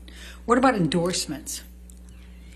Same thing, all the other actors were doing over the course of a couple years period, anywhere from 5, 6, 7 other endorsement deals. And Ms. Heard, realistically should have gotten endorsement deals in other categories. L'Oreal is makeup, so probably not in makeup, but maybe water or clothing or jewelry or wellness, or it could have been anything else. And so she too should have, with a reasonable degree of certainty, gotten other contract deals based on the success of the films that she's been associated with and the TV shows she's been associated with. And what would that have translated into in terms of dollars? So in terms of dollars, okay, so if it was $1.5 million for L'Oreal for a 2-year contract, and let's give her 4 other $1.5 or $2 million deals, which all those other actors, especially the ladies, have gotten, then you're looking at an additional $8 million of income over time. I'm not saying this is in one period. We're looking at as far back as the defamatory statements of 2020 to now, which is almost 2 years. And again, as I said earlier, even when this is quiet, it will take 3 to 5 years for her to rehabilitate her career if she can. So we have to look at it as a period of a minimum of 5 years. So when I say $8 million for endorsement contracts, it would have been over time. Okay. What, if any, losses relating to production or film activities? Well, again, these other actors that we looked at, and there's a wide range of them. Some of them did bigger films and some of them did gigantic films, but it is very reasonable to assume that once you are in an Aquaman-style film, you'll either continue to do those, right? Some of these franchises, as we know, go 4, 5, 6 films, or she would probably have been in another studio film that had nothing to do with Aquaman. But again, so over the course of 5 years, it's very reasonable to consider that she would have been in at least 1 film a year at a minimum of $4 million, because that's what her precedent would have been had she renegotiated. And it's important to note that in her Justice League contract, if there is a Aquaman 3, her price is set at $4 million. So it's very reasonable to assume and to believe that if she did a film a year for 5 years at a minimum of $4 million a year without any negotiation, which probably would have happened, but let's just say that baseline, that would be another $20 million over that time frame. What, if any, opinions do you have about Amber Heard's earning power over time? That it would continue to rise. It's customary in the industry, as I've talked about earlier, that the negotiations, especially with her agents at William Morris, her fees would have gone higher. So I'm just using the baseline without any ability to foresee in the future that I already know she got negotiated for $4 million from Aquaman 3. So if we use that as a baseline minimum, but it very well would have gone up had her agents done the work that they wanted to do. So combining all of these opinions and calculations that you've had, what, if any, range are the losses you are estimating for Amber Heard but for the Depp-Waldman statements? Right, so again, it's really important that I looked at, and hopefully you understand this, that it's over time, right? So let's just say a minimum of 5 years that we're going to talk about these losses, and it could be more, but at minimum, if you look at the film, the television, and the endorsement contracts, it's very likely that Ms. Heard should have earned between $45 and $50 million over that time period. Are all your opinions to within a reasonable degree of probability or certainty? Yes. All right. Thank you very much. All right, let's go ahead and take our afternoon recess, ladies and gentlemen. Do not do any outside research and do not discuss this case with anybody. May I sit down? Yeah, you can step down. That's fine. I'm sorry. No, that's okay. That's all right. I appreciate it, ma'am. Go ahead. Mr. Minor Court is still in session, please.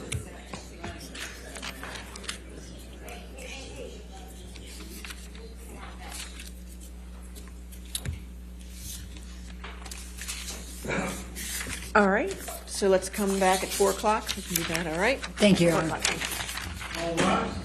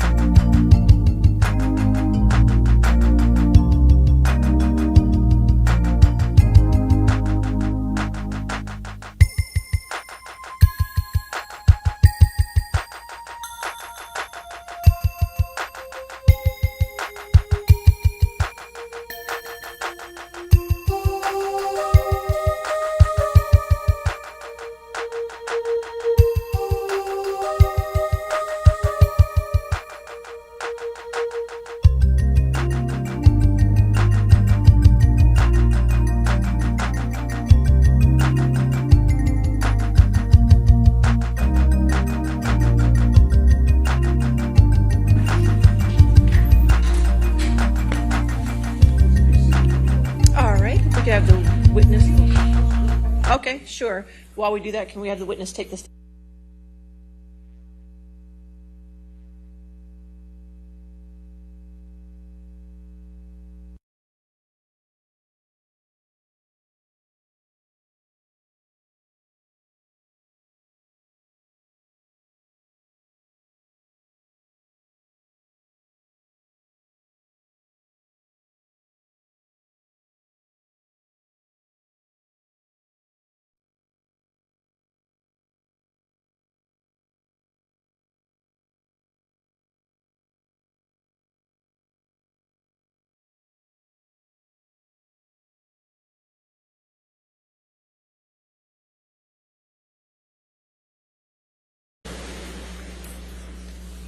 Your sound mixer? Excuse me? Your sound mixer? Yes. All right, we're ready for jury? Do I stand? It's up to you.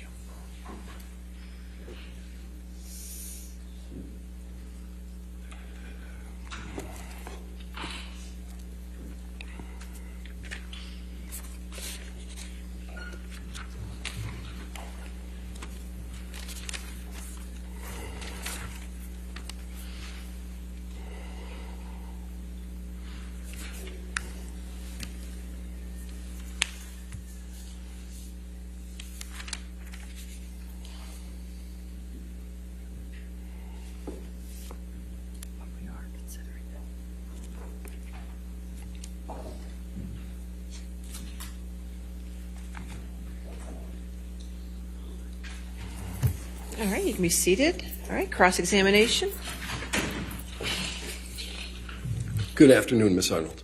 Hello, how are you? So you repeatedly testified about what you were asked as the Depp-Waldman statements. Miss, you don't have any knowledge whether Mr. Depp knew of the statements that Mr. Waldman made, do you? Only with association with Mr. Waldman, correct? You don't know when the first time Mr. Depp learned about those statements? I don't know. No. And the association you're talking about is that Mr. Waldman worked from time to time as Mr. Depp's attorney, correct? Objection, Your Honor, may we approach? Okay.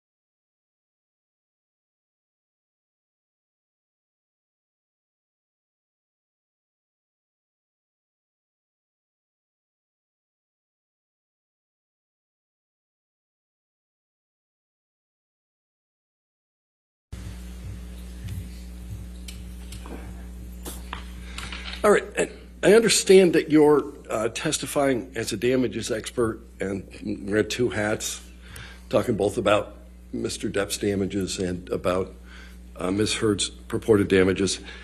Let's talk about Ms. Heard's damages first. You understand that you have to testify as to damages that resulted from the Waldman statements, correct? That was my analysis. Most of your testimony, however, was just simply testimony about things that occurred after the Waldman statements. That's what I was tasked with, yes. Right. The mere fact that there were activities after the Waldman statements doesn't establish that the Waldman statements caused any damages, does it? When you look at the time frame of when the Waldman statements came out and you look at what was going on with Ms. Heard's career prior to the statements and what happened after the statements, it's very clear to make that correlation that they were caused by those statements and the campaign that followed afterwards in terms of the negative social media. All right, that's an interesting thing because the witness this morning actually described the notion of what's correlation and what's causation. And correlation does not imply causation, does it, ma'am? I'm not an expert in semantics. Okay. But you're an expert who is purporting to say that Ms. Heard lost between $45 and $50 million. And I'm trying to understand where you put the link between the Waldman statements and all the other activity that occurred since then. As I stated and very clearly wanted to make sure that everybody understood was that it was a time frame between which the Waldman statements were made and the negative decline in her career started happening, and in discussions with her agents and her publicists, there was a very tight timeline and a very close link to when those statements came out and when everything started pulling away from Ms. Heard. Right, but what you're talking about is just a link in time. You do not put any causal connection between what Mr. Waldman purportedly said and the damages that Ms. Heard purportedly suffered. You have no idea whether Mr. Waldman's statements caused any damage to Ms. Heard, do you? Well, actually, both the words in the statements were used as hashtags in the campaign, as well as when the statistical and the investigative analysis was done on the social media campaign. It turned out that 1 in 4 of the statements had Waldman or Waldminian in them. So that was another connection that I was able to make between the defamatory statements and the negativity that the studios and the product endorsements and the television and the press connected as well. All right, let's start with first principles. If they're true, they're not defamatory, correct? Again, that's outside the scope of my expertise. All right, let's then go back to what you just testified to, and I think you said the Waldman statements appeared in hashtags. I said words from the Waldman statements appeared in hashtags. Right, and the hashtags that were analyzed, however, don't have the Waldman statements in the hashtag. I've also seen them online myself. Well, but the analysis that Mr. Schnell did, he looked at 4 of them, right? That was Schnell's analysis, and I do believe I remember reading that, yes. All right. And the 25% that you just raised, that's Mr. Schnell's analysis. You didn't do that. He did it. Correct. All right. So you know what Mr. Schnell did. And he didn't look at hashtags that contained the Waldman statement words. He looked at Justice for Johnny Depp, right? That's one of them, yes? One of them, of the 1.2 million hits that you talked about, that was 900,000, 984,000? Well, also in my conversations with Mr. Schnell, we talked about all the words that were in the statement that also appeared. So what he wrote in his report and what I had in my conversation may not have been the same thing. Ma'am, I don't want to hear about your conversation with Mr. Schnell. It's part of what I relied on, and I'm allowed to talk about that. All right, so your conversation with Mr. Schnell, let's move beyond that and let's talk about what the other hashtags were. Amber Heard is an abuser. That's not in the Waldman statement, is it? The fact that she was called a hoax can be related to Amber Heard as the abuser, but no, those words were not used, correct? Right. And we just don't like Amber. That's not in the Waldman statement. Correct. All right. And Amber Turd is not in the Waldman statement. Correct. Right. None of those things are. And in terms of the use of the words fraud and hoax, that appeared in only 6.5% of the millions of tweets that Mr. Schnell analyzed, right? I don't have his definition or his report in front of me, but we can look at it together if you'd like to. Right. And you said Waldman appears in 25%. Waldman or Waldminian. According to Mr. Schnell, yes. No, all right. But if that's your only evidence, however, that any of this activity has any link to Mr. Waldman. Is that correct? Well, no, we also look at the timeline because those campaigns were not active prior to the Waldman statements, and then they started appearing, so there is some connectivity there as well. Mr. Depp bears no responsibility for the social media campaigns. He doesn't. If the social media campaigns caused Ms. Heard to lose her ability to generate income, that's not the Waldman statements. That's a social media campaign. I'm going to object, Your Honor. May we approach? Okay.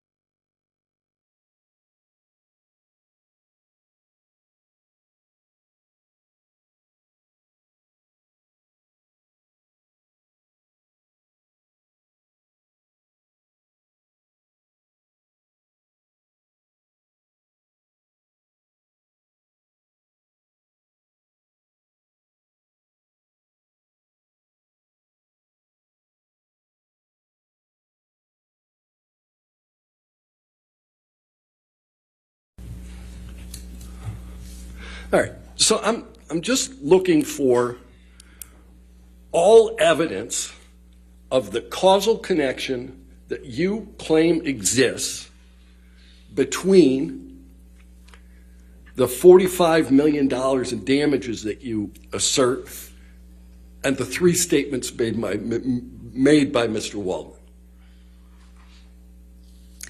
Well, I also looked at Ms. Heard's career after the divorce proceedings and other lawsuits that she was either involved with or was discussed. And her career might have had a pause, but she was able to overcome that when she did Aquaman and she did The Stand, both very prominent productions. And there was no dramatic downturn in her career after any publicity. Ma'am, I don't mean to interrupt you, but do you have notes with you? No, there's dust. Oh, okay. It's just dust, and I'm a downturn and distracting myself. I guess I'm sorry. It's just nerves. It's really just that there's just that's okay. dust. Sorry. So you looked at her career, and you looked at the way her career was moving. Right. So as I was saying, her career was moving forward, and even she had been able to overcome the negative publicity surrounding the divorce or the initial filing of the UK lawsuit and the other lawsuits, anything that she was associated. She overcame that.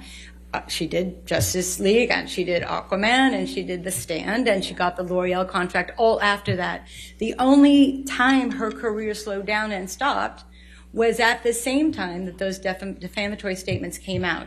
So, but there was a lot of other activity that happened following the defamatory statements. You said every time Mr.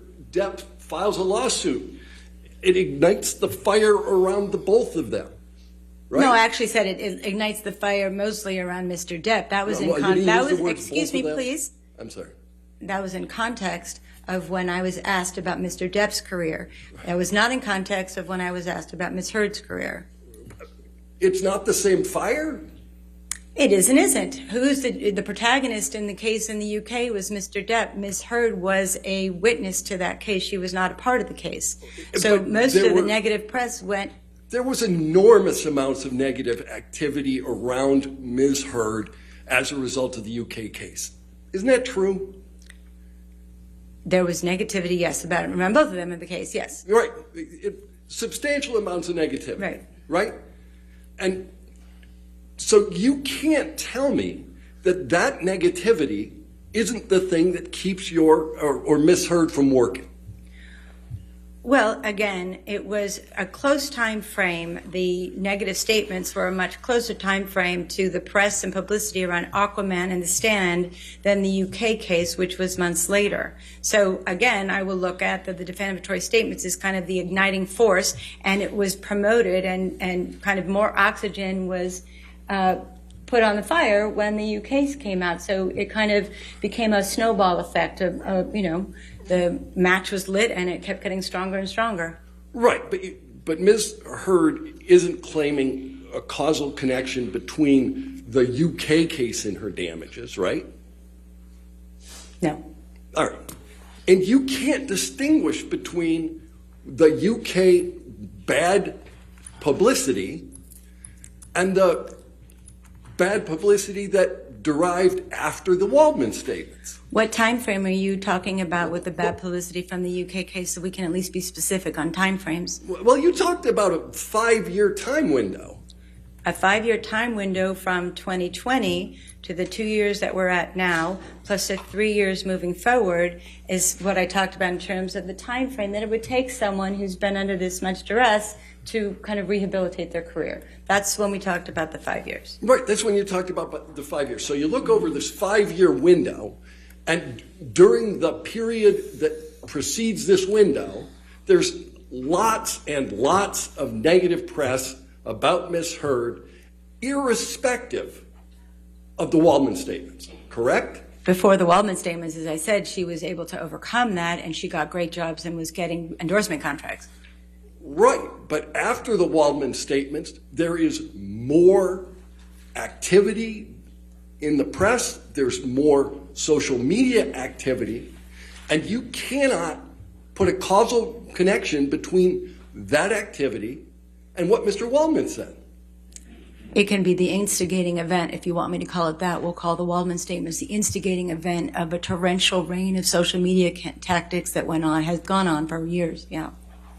The instigating event, and therefore your damage analysis with some degree, I guess, of reasonable certainty is that once there's an instigating event, everything that happens thereafter is fair game for damages?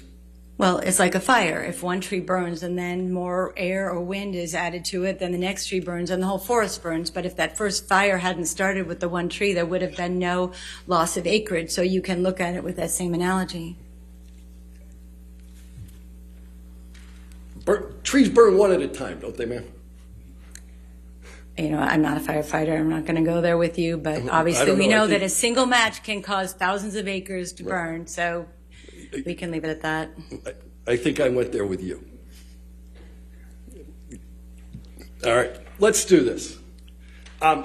You decided that there were a number of persons that you described as comparable in order to determine what Ms. Heard was likely to make over time, correct? Yes. All right. Of those comparable actors and actresses, is there a single one who has had any press suggesting that they defecated in the marital bed? I don't know. I have no idea. You would agree with me that that is a negative influence with respect to Hollywood. If one believed it, yes. Yeah, if one believed it, it was reported. Yes? Yeah, it certainly has been discussed. We don't have any proof or video of anybody defecating on the bed. I certainly do not have proof video of anybody defecating in a bed. I'll give you that. That's a good thing. Yeah. But what you know is that Mr. Waldman didn't say anything about defecating in a bed. Correct. Right. So all of the bad publicity around that activity has nothing to do with Waldman, right? Waldman, as you said, didn't talk about defecation. Okay. And you haven't considered how that story has adversely impacted Miss Heard's career. That story, you're going to ask me for a causal link between that poop story and her demise of her career? I can't. No, I'm not going to do that, nor can I. You couldn't do it? Can I make it? No, I can't. Right. And you can't do it with Waldman's statements either, can you? Well, again, I did, and I have, and I stand by them. So You did by just pointing out the time frames are relatively close. the time frame and the instigation and if you will, the rallying of the forces, again, it's like a lit tree. It's going to ignite everything. It's like free game afterwards. So it was the instigating event, if you will, and that's what I looked at, yes. All right. So from your perspective, anything that happened after Waldman that was negative to your client is attributable to Waldman and therefore attributable to the damage analysis that you made. I was tasked with looking at that specifically, and that's what I was asked to limit it to. I was not asked to look at anything else. All right. Jason Momoa, that's one of your comparables, right? Yes. He's been prominent since 1999. He was in Baywatch in 99. 44 episodes on Baywatch. Do you know that? You can look it up if you did. I'll go with that. Right. But you remember him on Baywatch. Actually, didn't watch Baywatch, but Right. he certainly had the physique for it, so. Stargate Atlantis, he was on that. Many episodes. Right? Did you know that? Yes. Okay. He played Conan the Barbarian. In TV or film? Film. Okay. I don't have Mr. Momoa's resume memorized, so.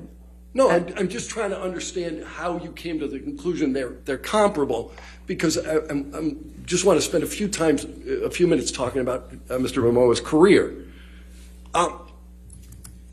Game of Thrones was one of the most popular things on TV for a period of 3 years, correct? Yes, he was. And he was in Game of Thrones. Yes, he was. Yep. And he's Aquaman, right? Yes, he is. Right. He's the title character in Aquaman.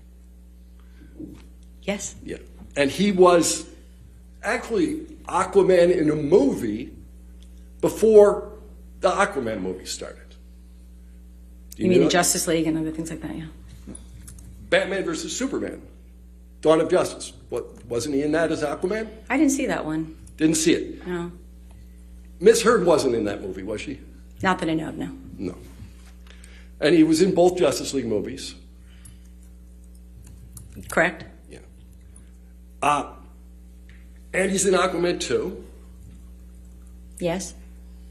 They used him in the second Lego movie. Right? Yes. He's one of the most heroic characters in the recent Dune blockbuster. Which happened post Aquaman. Right. In fact, likely his character... He's not the lead, though. No. In Dune, no, he's not the lead. Did you ever read Dune? Pardon? Did you ever read Dune? No, but I've seen the movie. Okay. Do you understand whether his character will come back from the dead in the third movie? As again, I didn't read the book, so he might. I don't know. We're just talking about that one movie. That might be a bit of a spoiler. Oh, man. Dude. He's one of the principal leads in the new Fast and Furious franchise movie Fast X, right? I don't know that for sure, no. Okay. But that's not the career path that Ms. Heard has had. She's never been the title character in a movie. She hasn't spent years on television. She did, 8 TV shows? 8 single episodes of TV? Again, I don't have her resume. If you want to show it to me, we can count them together. All right. Mr. Momoa remains well-liked even though he's engaged in a recent divorce from another actor? That's correct, right? I don't know. I don't follow his fan base. You don't follow Jason Momoa, but you use him as a comparable to come up with a $45 million I said I don't follow deal? his fan base. I understand him as a prominent actor in the business, but I don't follow his fan base. Isn't fan base one of the things that you analyze? Of course, you can look at numbers, but I don't keep a watch on his social media feeds. All right. All right. You indicated that Gal Gadot is in Wonder Woman. Yes, she's a star. She's in fact Wonder Woman. You know, she's good too. Yep. All right. She's the title character, and there's been now multiple Wonder Woman movies, right? Yes. Yeah. And even before that, she was in franchise films. Which one are you referring to? Fast and Furious. Excuse me, I honestly don't remember her being that as one of the main characters. I know it's The Rock and You that whole crew. didn't even know she was in the Fast and Furious franchise. I've seen it on her resume, but I didn't. Again, I'm not a fan of the Fast and Furious. All right. You'll agree with me that Wonder Woman is a more prominent role than Mira? If you're going to talk about apples to apples in that exact movie, yes. All right. What about, does Mira have any, self-titled franchise films? Not yet. No. And Ms. Gadot played a much bigger role in the movie they were in together, the Justice League movie. In what movie they were in together? Oh, in Justice League? Yeah. I haven't counted the screen time, so I can't really say. Okay.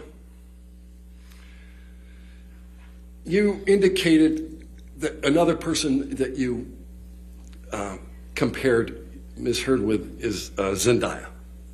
Zendaya, yeah. Person so famous she goes by one name.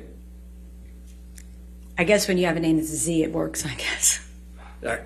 She's been on the Disney Channel since she's 13 years old. Right. Right? She's won an Emmy. Yes, she did. Right. She was singing and dancing and swimming from trapezes in The Greatest Showman, right? Yes. Yeah. She's now been in multiple Spider-Man movies. Yes. She's 10 years younger than your client. Right. Yeah. But this is a person that you deemed incomparable. Well, as I was explaining to you how I chose them, when you look at superhero characters, there's not that many to pull from. So I worked on pulling characters that were in superhero movies that were about the same age range within 10 years, as you've noted to me, thank you. And also just where her career would have gone. I said that they were comparable, they're not identical. So you can just look at what their career has done either before that superhero movie, then in others, or the one they were in, and then you look at where her career should have gone. Even though she may not have been at the stature of a Zendaya at that time, you can still look at it as a comparable trajectory of what happens when you're in a blockbuster movie. It's just a reference point. It's not meant to be identical. They're not meant to be the same people, or not even have the exact same career. It's meant to be a reference point. Simple as that. So far, everybody we've looked at have been in more blockbuster movies than Ms. Heard. But Ms. Heard was also in the biggest blockbuster movie, and the light that shines on Jason Momoa will also shine on her. So you have to look at it in context of the biggest movie that DC in the Comics DC is. universe. And also one of the biggest box office films ever, probably within the top 10, because I've looked at it, right? So that light was going to shine brighter on her than someone who wasn't in that movie. And again, it would have just helped her in her career move forward, not stalled it and her world be silent afterwards. For the jury to accept your damage analysis, they would have to agree with you that Ms. Heard was on the precipice of a meteoric rise. That's the word you used, right? Actually, no, I didn't. I did use meteoric with someone like, let's say, Gal Gadot or Zendaya, but I actually gave you a range and gave the jury a range that they weren't all going to have a meteoric rise. Some of them would be smaller, right? And so what the numbers that I gave you do not represent a meteoric rise. A meteoric rise is when Jason Momoa goes from I don't know, $4 million, $5 million to a $50 million payday. That's a meteoric shift in our business.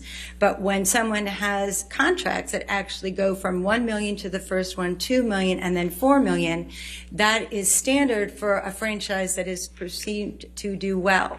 And so I based those calculations on very specific numbers that were already contracted. I wanted to stay within reality and look at the numbers that were already contracted for Ms. Heard and just move out forward on one film a year, maybe a TV show here or there, and some endorsement contracts, which is very typical for an actor in our business to make that kind of money. It just is what happens. So the example you just used is somebody went from 1 million to 2 million to 4 million.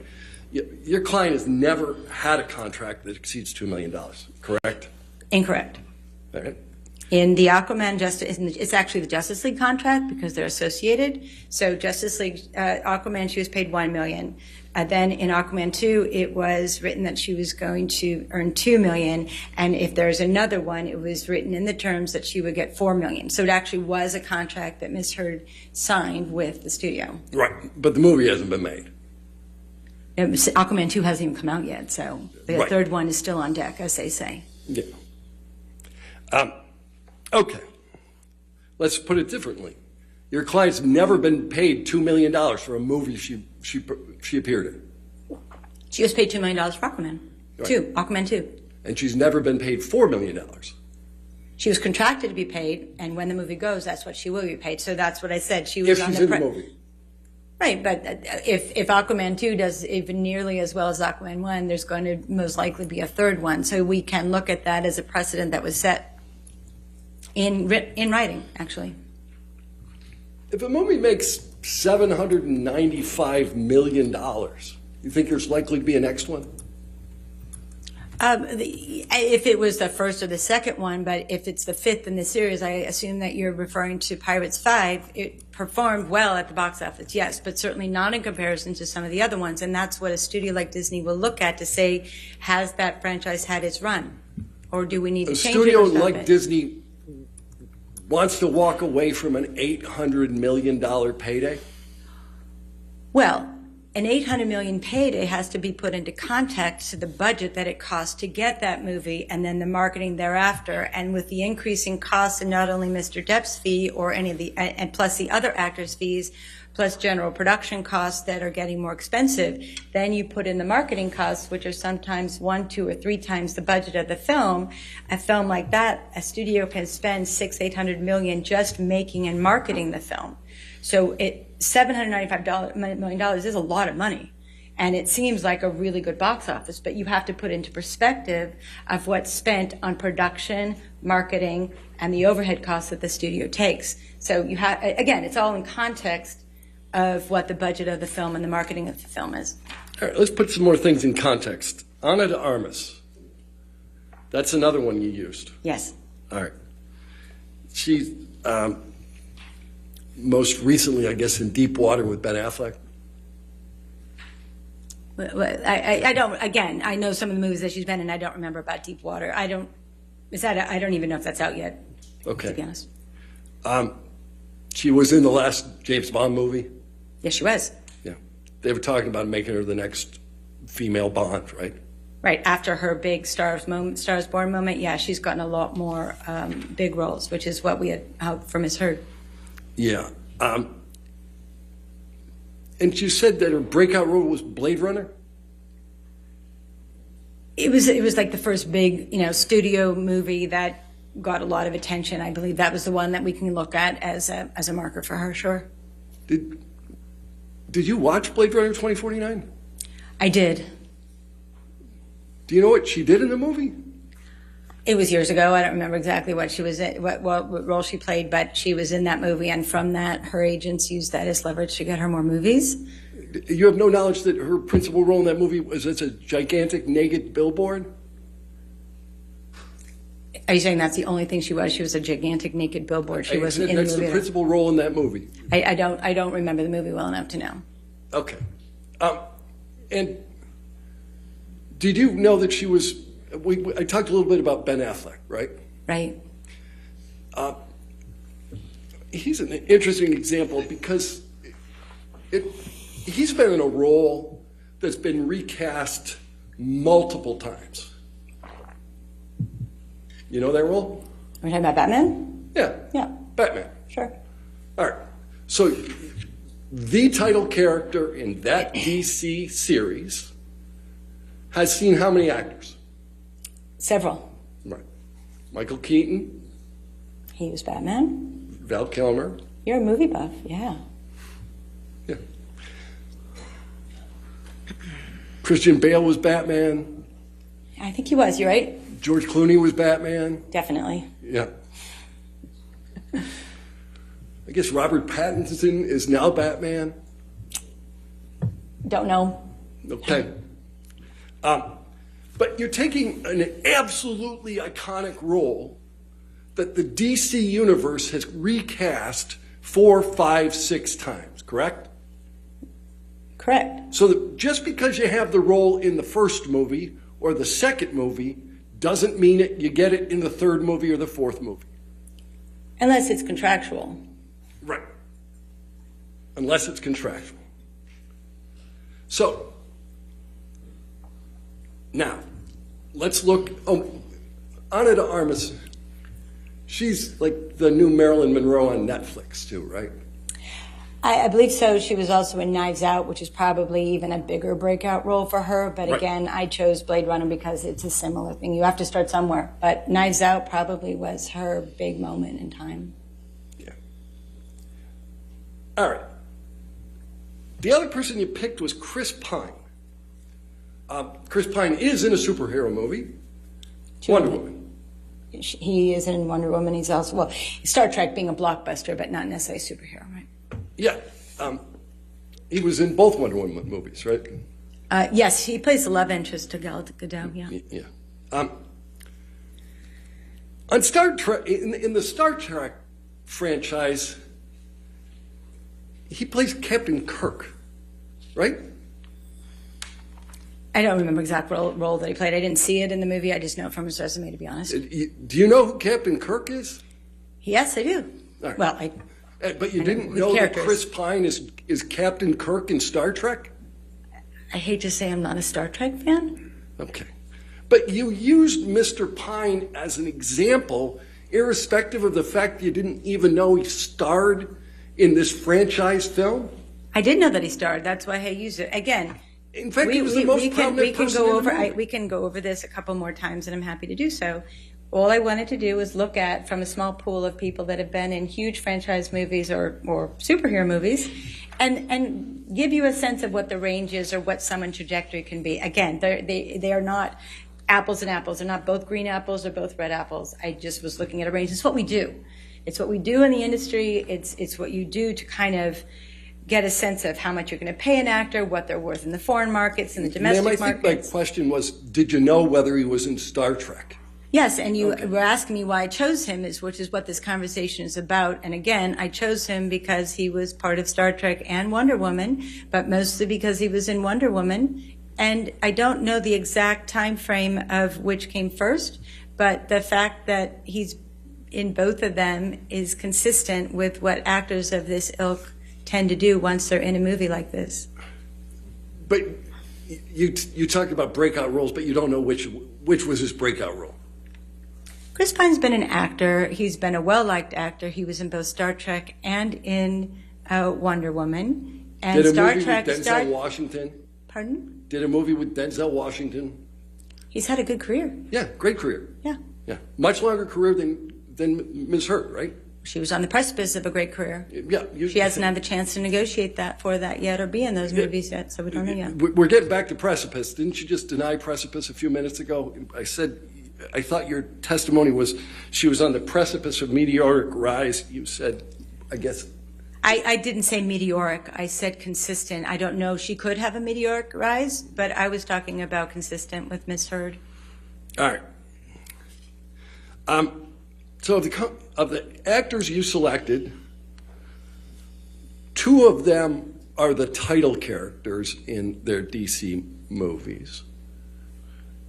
One is Aquaman. Who's the other title character? Gal Gadot. Wonder Woman, right. Right. She's Wonder Woman. And you mean Jason Momoa, sure. Yeah. So you get 2 title characters. You got James Kirk, and those are the people that you thought were most representative of Ms. Heard. Again, there are not that many in the pool to pick from. I'm not going to put comparable actors that haven't been in either large, what we call tentpole movies, or franchise movies, or superhero movies. So I wanted to work within those parameters, and that's what I did. So those are the actors I chose, yes. And to show what type of work happens when you're in a big movie and what happens afterwards. When you say comparable, every one of the actors you chose had a much longer TV career than Ms. Heard.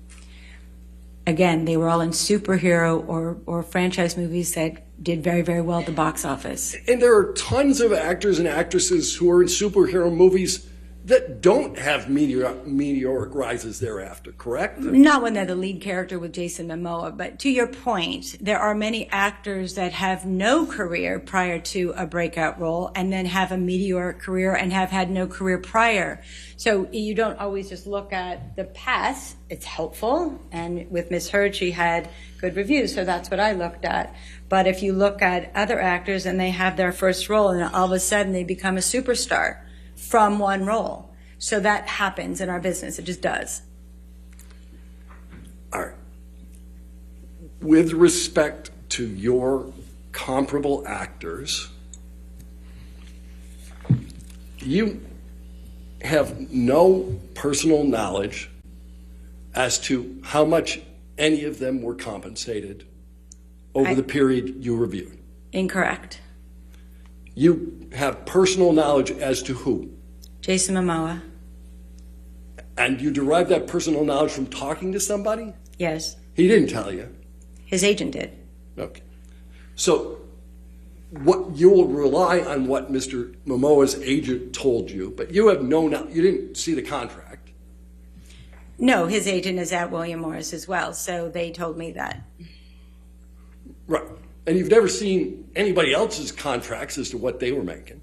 No, but in 25 years of being in this business, I understand the basis of which actors are paid when they're in blockbuster films and then they're in large budgeted studio films. So it's not a leap to kind of understand where the actor's making. And again, I really didn't want to try to be speculative in my analysis. I wanted to work with the numbers that Amber had contracted for already and just take it from there and said if she had done one movie a year and one series and done product endorsement, that's how I got to the number. So I wasn't looking to take her on a meteoric rise. I wasn't looking to give her the same career as Jason Momoa. I took her numbers that her agents had actually negotiated and worked from there.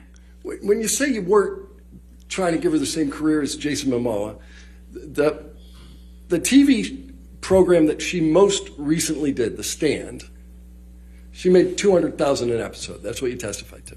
Correct. And in your damage analysis, you give her $1 million an episode had the Waldman statements not occurred. And you do it only because you believe Mr. Momoa has gotten that in something that he's in.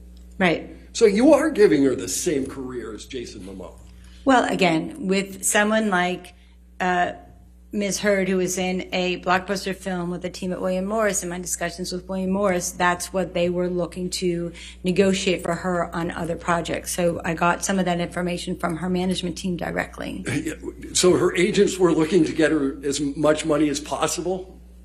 I think that's the job of an agent. They usually try to get the most money as possible. Your testimony is that they were looking to get the money for her, but you need somebody willing to pay on the other side of that deal, don't you? Right, but agents are working with people in the industry and have a pulse on have a finger on a pulse of what's going on, so they know who's marketable and what the prices that all the streamers are paying these days. You haven't seen a single one of the endorsement contracts that you referenced, other than Ms. Heard's? No, other than, again, what I was talking to William Morris in terms of the pricing that they are aware of, not only for their own clients, but what's out in the marketplace, and it's pretty consistent. And I've also worked with other actors on other cases that have gotten similar contracts, so I'm familiar with the rates of endorsement contracts. You haven't made any reference to the actual earnings of any of these actors?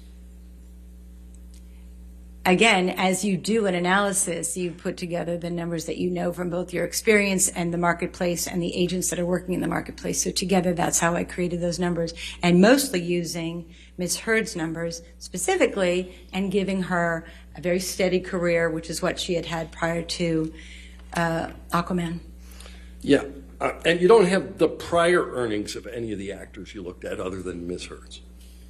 No, I don't have all the contracts now. You don't have any of that information. I'm sorry? You don't have any of that information. No. Okay.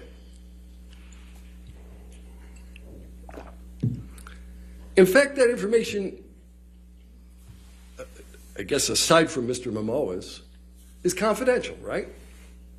Usually it is, yes. Yeah. And the only reason you know anything about Mr. Momoa is that Ms. Heard shares an agent or an agency. Right, but I've also been in the industry for many years, and I know what actors get paid. I talk about budgets constantly, so it's not a secret within the industry the amount that actors in those types of movies are paid very, very well. You're not currently working as an agent for anyone, are you? No. All right.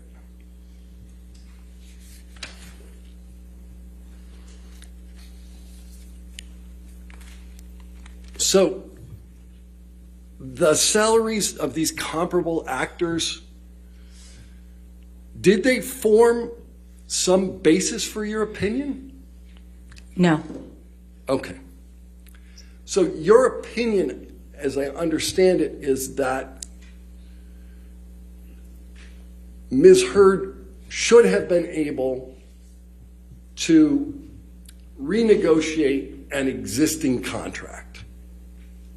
Which is standard in the industry as well as with her agent specifically. Do you know if it's standard with Warner Brothers? I'm sorry? Do you know if it's standard with Warner Brothers? I don't know if it's standard at any of the studios, but it is standard for agents to renegotiate, and oftentimes are successful when the film is done so well. Right, but what you're talking about is there's an existing contract where Ms. Heard has made a promise that she will do the next movie for, in this instance, $2 million, right? Right. And what the agent is trying to do is to get Warner Brothers to say, hey, you should pay her more than your contract says because you like her? Well, as Ms. Kovacevic said, also, it's standard in the industry. As again, I've been in the industry, I've worked with agents, and I've worked with lots of lawyers, and we have conversations about what is an actor getting, or what can they do, or what are they going to do the next time. So again, it's a standard in practice in the industry, especially when a film is as successful as Aquaman, that the agents will go back and renegotiate. In fact, that was conversation. Isn't the standard practice is that they would try to renegotiate, but it's up to the studio? Sure, but oftentimes in a movie of such of the nature of Aquaman, they're very successful, usually. But the entirety of your analysis assumes a renegotiation with a studio for terms that are double what the studio had already got a promise from Ms. Heard she would work for. Correct. All right.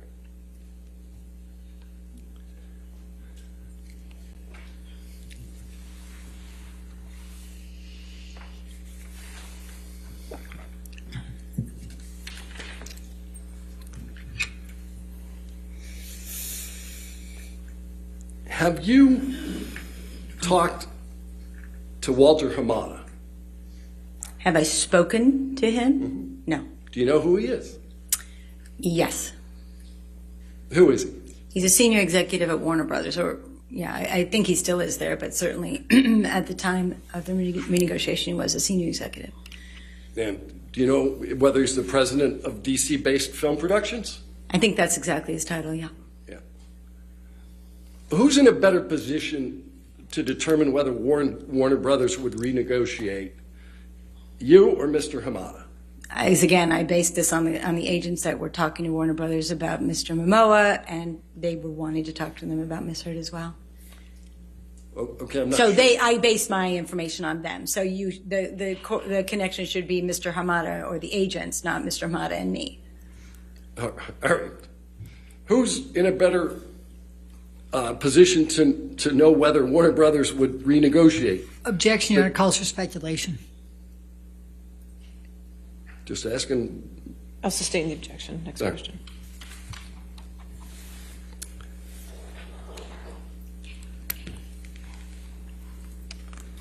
Do you review any testimony from Mr. Hamada? I did. Did you understand that Mr. Hamada says that they want to hold the lawyers, hold the actors to their deals? That was a philosophy that he said Warner Brothers had, yes. Yeah. Did you understand that Mr. Hamada said that nothing Mr. Depp did impacted her compensation? I don't remember that part of the testimony. You have it available for me to read? Yeah. You don't know whether Mr. Hamada testified. Did anything Mr. Depp said about Amber Heard affect her compensation? Again, I don't remember. That's I don't okay. I don't recall that testimony. Right. No. Do you know whether Mr. Hamada indicated whether he even knew who Adam Waldman was? Again, I don't remember the conversation about Hamada and Waldman or Depp. And you don't remember whether Mr. Hamada made any statements as to whether anything Mr. Waldman said affected Ms. Heard's compensation? In my experience, studios don't talk about how or why they make decisions based on publicity or conversations. They're not going to try. They're going to be very protective of all their relationships. So that's just natural. Yeah, unless you can get him to testify under oath at a deposition, right? Well, even so, they're not going to say anything negative. They may bypass it by being positive, but they're not going to do anything that could potentially damage a relationship that may change or be worthwhile in the future. So that's just what a studio person does. Mr. Hamada is in the best position to determine whether there were chemistry issues with Ms. Heard. Objection, Your Honor, calls for speculation. He's the president of the company. Overruled. I don't know how involved Mr. Hamada was on a daily basis in terms of chemistry, but I do know that Warner Brothers did a chemistry test with Ms. Heard and Mr. Momoa before she even got the role. She went in and did what they call a chemistry test. So that was to actually see whether there was good chemistry between them. And evidently there was good chemistry because she was then hired to be the romantic interest. So whatever Mr. Hamada said during his deposition, I look at what actually happened in real life, which is she got the chemistry test and then she got the job. Yeah, let's look what happened in real life. She went in before and took the test. Then she made a movie. Then there was an existing movie under which Warner Brothers could then decide whether there was chemistry, right? The movie worked. It made over $1 billion, and they're all over the poster. If they didn't think that there was chemistry, they wouldn't have put Ms. Heard on the poster next to Mr. Momoa. So, you know there were multiple posters for the Aquaman movie. yes, And that there always are. That's standard. And that 3 out of the 4 posters, the standard posters for Aquaman, didn't even feature Ms. Heard. Right. So when you make a poster at the studio, it's normal to have 3 or 4 variations because you want to appeal to different people's perspectives. So you want the romantic poster, you want the action poster, you want the superhero poster. So it's normal for them to have many posters, but the romantic poster was of Ms. Heard and Mr. Momoa. Right. And everyone, and all the others are just of Mr. Momoa. Like we talked about, it's Aquaman, but she was prominent in the ones that that Warner Brothers wanted to appeal to women and to the romantic interest of the consumer. Right.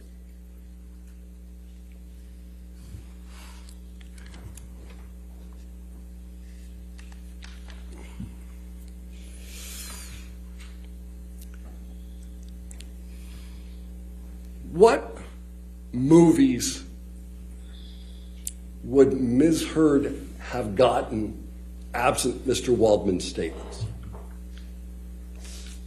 Well, the ones we know about specifically that she was in conversations with was a movie with Gail Garcelle Bernal, I believe that's how you say his name, at Amazon, which is what Ms. Kovacevic said.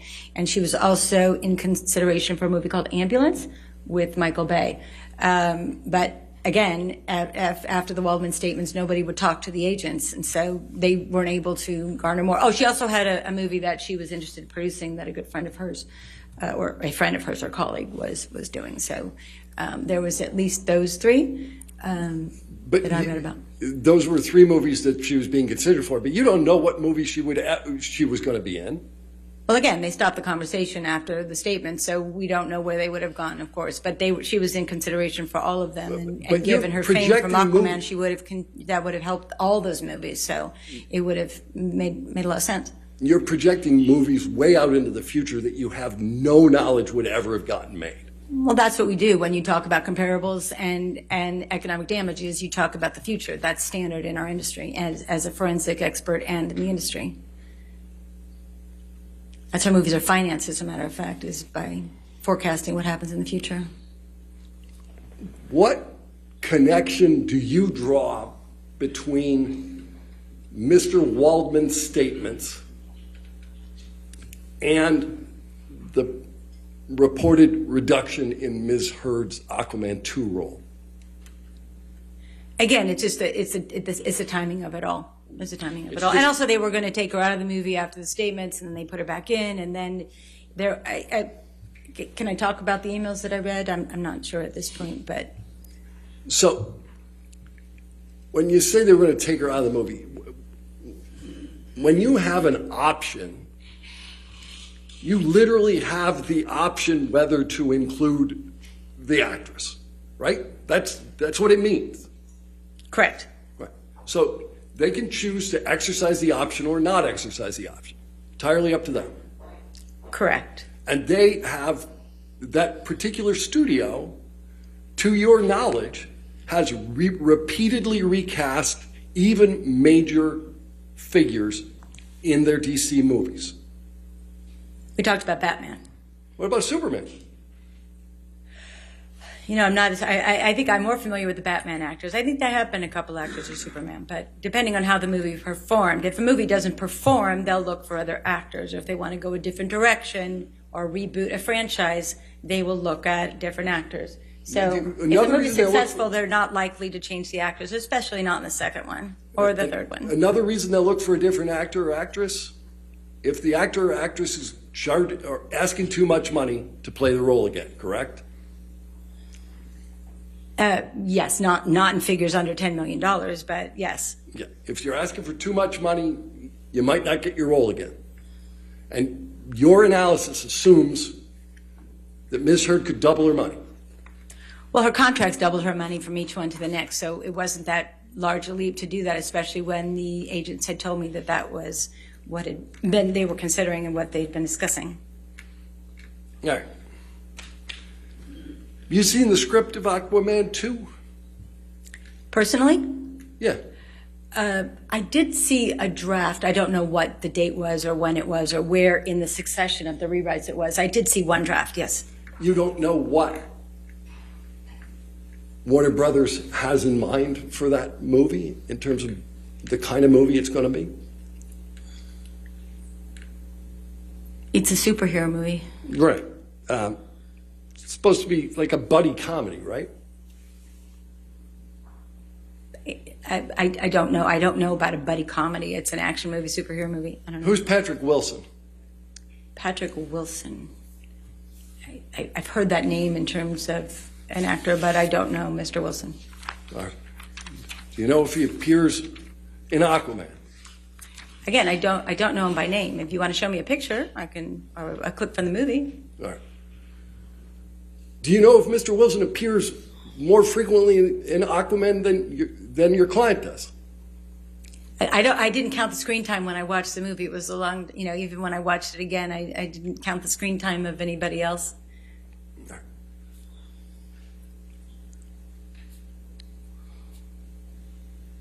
Did you read the testimony of Mr. Hamada? We discussed that, yes. You disregarded all of it in your analysis as to her ability to renegotiate, correct? Well, I remember the part where Mr. Hamada said that from time to time they will break their philosophy and renegotiate. It's what they did with Jason Momoa and with Gal Gadot. So, it coincides with what we know in the industry, which is it can be done. It's what they did with the two title characters in the DC universe? Again, I've worked in the business for a long time, and I've seen a lot of actors renegotiate their careers. I'm sorry, not their careers, renegotiate their fees. It's common practice. And it's certainly what the agent will think about first when a movie makes $1 billion+ dollars. Right. Again, focused on the agent, but it's the studio that pays the bills. Yes. Right. All right.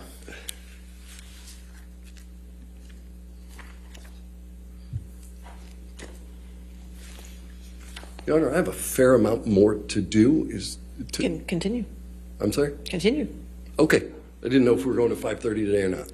Every day is 5:30 day. Okay. We may not even need to get there. Every day is 5:30 day. All right. Perfect. All right.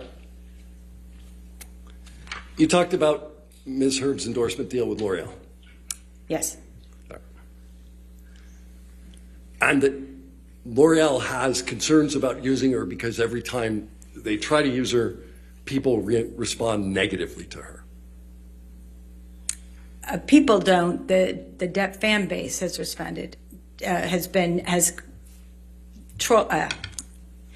posted negative things about Ms. Heard on their campaigns. So, did you say the Depp fan base? Well, people that were using the hashtags that were consistent with the rest of the Depp fan base. Yeah, but there are people posting negative things that, other than things that came from Mr. Waldman, correct? I haven't seen all the. I haven't seen all that. I was just looking at what L'Oreal discussed and what L'Oreal said in their communications. All right. They made. Do you see L'Oreal make a word cloud of the words that were most commonly associated with Ms. Heard in its marketing campaigns? I knew they did that. I didn't see it myself, actually. Right. Do you know what words there were? Again, no. Okay.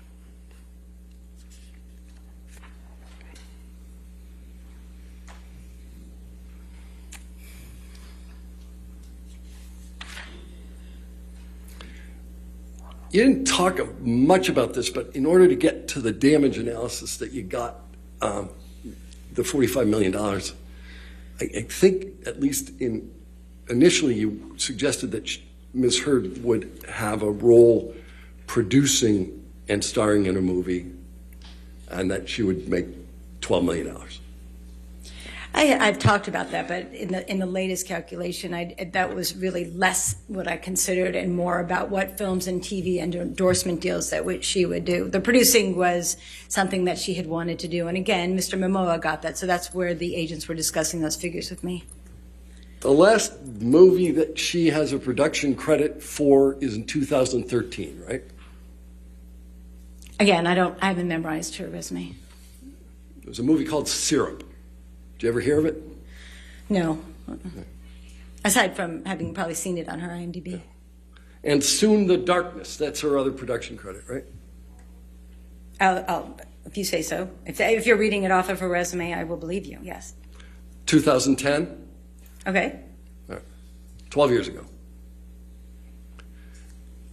But you, at least at some portion of at some point in this analysis, were of the mind that she would recover $12 million with a producing role and a starring role in a movie, because that's what Mr. Momoa got. Again, the agents were just saying that those were the kinds of numbers they were looking at to help her as she moved forward in her producing career. Right. Those are the kind of the numbers the agents would like her to get. Right, but again, I didn't use that in the final analysis of my $45 million, so it was just a discussion point because that's what the agents wanted me to consider. All right. All right. You have testified that the breakout role for Ms. Heard was Aquaman, right? I didn't say the breakout role, but I used it as a movie that it was a superhero kind of super box office success. I think that some of her other critically acclaimed movies probably helped her break into that role, which would have been The Danish Girl, and then her work in Justice League, which was a natural progression to getting to star in Aquaman. All right, but I used breakout, perhaps you didn't, but this is the movie that springboards her to the kind of money that you are suggesting she should earn. It should have, yes. Yeah. And other than Aquaman, which was released in 2018, how many movies has she booked? Well, she booked Aquaman 2. Right. And she did The Stand, which was a significant television show. Right. But outside of the Aquaman franchise, she obtained only one movie role, since 2018, right? Right. The industry also knows that she's planned to be on that next movie, and they understand her production schedule, so she's not going to go after films that would conflict with a mega box office movie. So there's scheduling and conflict issues as well that she and her team would consider. So when was Aquaman released in 2018? It's December. It was either December 2018 and then it depends on where it was in the world. It started in December 2018 and then it moved out, into 2019. How many months between December 2018 and the Waldman statements went by? 12, I think, 15 or 16 if my math is correct. Right. She got one role during that 15 or 16 month period, during the entirety of the post-Aquaman boost, right? She got Stand. Right. And then she was in discussions for the films as they were getting ready to go. But she didn't get another role for 16 months between the release of Aquaman and what you say are the Waldman statements. Well, she got The Stand. Right. She got one TV role. A pretty significant TV role, yes, for a Stephen King novel. Right. She was in a movie, though. I'm sorry? She was in a movie that was released after Aquaman. What movie are you referring to? Gully. Oh, well, I don't know when that was shot, so you'd have to tell me when it was shot. Movies get released at different time frames. Like they can be shot in 2016 and not get released till 2018. So you'd have to tell me. We'd have to look at the actual filming dates of the Gully for me to talk to you about that. She wasn't initially cast in Gully, was she? I'm not familiar with the casting process of Gully. All right. Do you know who Alice Eve is? Who? Alice Eve. Alice Eve. Sounds familiar, but I'm not recalling who she is. She's an actress, been in any number of movies. You don't know who she is? Again, I know her name, but I don't know her resume. She's in Star Trek. Great. Right. She was in one of those breakout roles, Star Trek, but you don't even know who she is. I talked to you about Star Trek before. I'm not a big Star Trekian. Okay. Ms. Heard replaced Alice Eve in the movie Gully, right? I don't know the casting process. I don't know who starred in that movie. Do you know what she was paid? Who? Ms. Heard. For Gully? Yeah. Can you tell me when that was in? No, I don't. But what was the filming date of, and what was the start date of Gully? You didn't look at the Gully contract when you were making an analysis of Ms. Heard's damages? I don't recall whether I looked at it or not. Did you understand that she was making $2,190 per week for Gully? Can you tell me when it was shot?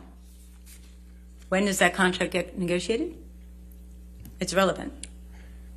The contract is negotiated prior to the release of Aquaman. Okay. So she signs this contract for $2,190. Do you know what the Screen Actors Guild low budget agreement minimum scale is?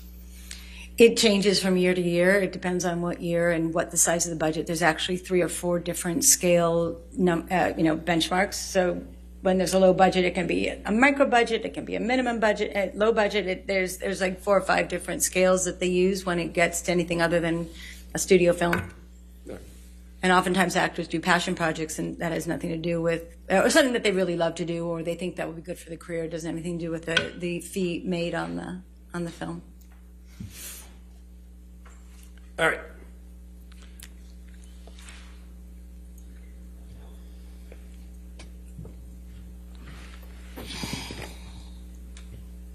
What's a loan out?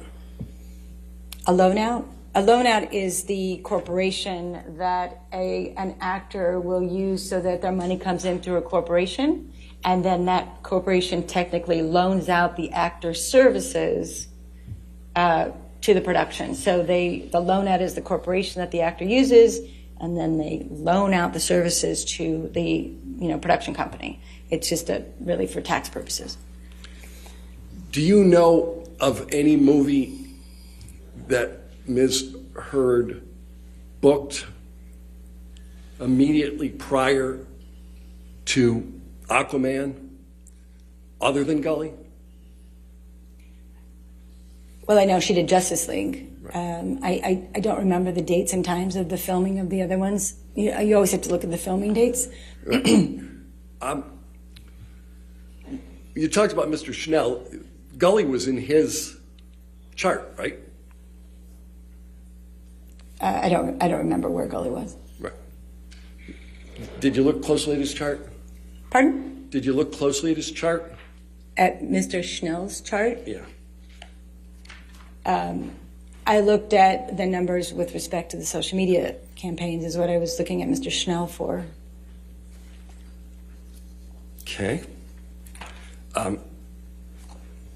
Do you know whether any of the dates of the Waldman statements even appear in Mr. Schnell's chart? I don't remember. Okay.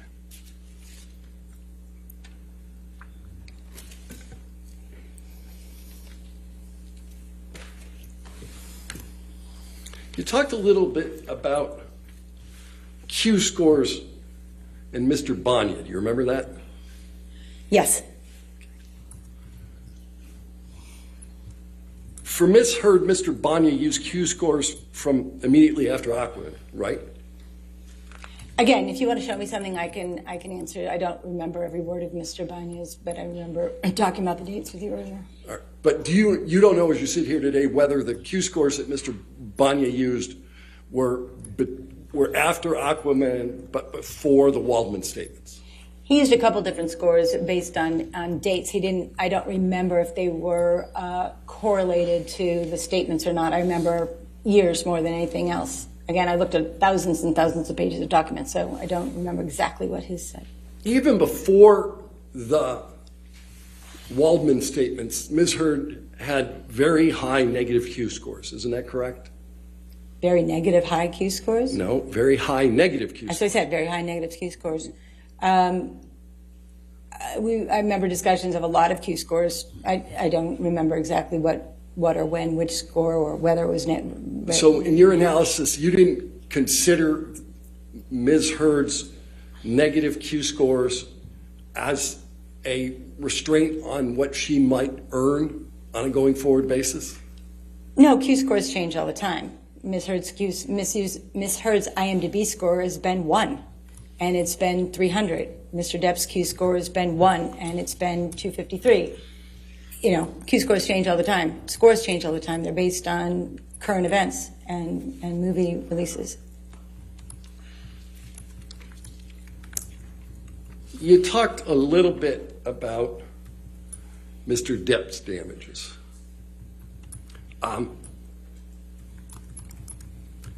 Did you talk, who's Jerry Bruckheimer? Who's Jerry Bruckheimer? The producer of the Pirates franchise. Well, he's a huge producer of a lot of movies, but he happens to be the producer of the Pirates franchise. You didn't talk to him prior to your testimony? Personally, no. No. And you didn't have other people talk to him on your behalf, did you? Me personally, no. I did not talk to Mr. Bruckheimer. And you've never spoken with Mr. Bruckheimer about why Mr. Depp has not appeared in a 6 pirate movie? There has been no Six pirate movie. There is not a Pirates movie titled Pirate Six yet. Right. Forever. But you haven't talked to Mr. Bruckheimer as to whether Mr. Depp was going to appear in the movie? From things that I've read in newspaper publications and emails, I've read that Mr. Bruckheimer was uncertain whether Mr. Depp would star in. Right. But you haven't talked to him. And you've never spoken with Sean Bailey about this, right? No. Or anyone at Disney? I actually put a call into somebody at Disney and they didn't want to talk on the record. All right, you called somebody at Disney and they didn't want to talk to you. No, again, as I said, studios don't want to talk about their stars, whether they want to preserve a relationship that may or may not be used in the future. So it's their tendency not to talk about people they are in business with. So you have no personal knowledge why Mr. Depp hasn't made a Six pirate movie? Well, as I said, there is no Six pirate movie. Right. But you don't know why. You have no personal knowledge why. I don't work at Disney now. Did you listen to Mr. Wiggum's testimony in this trial? I read Mr. Wiggum's testimony. And Mr. Wiggum said Mr. Depp had a deal for the movie, right? I think Mr. Wiggum did. The other agent, Mr. Carino, said he did not. And as there is no Pirates movie, there have been no deals negotiated, and that's what Ms. Jacobs also testified to. But Mr. Wiggum testified to something else. It doesn't correlate, as we say, to the other two agents' testimony.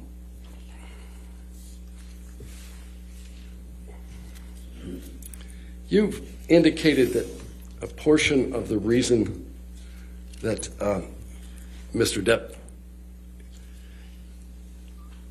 has received a variety of negative comments in Hollywood is that he engages in lawsuits. One of the elements that has contributed to a lot of negative press and attention is due to the lawsuits, and the activity and the behaviors that we talked about earlier have been brought into the limelight.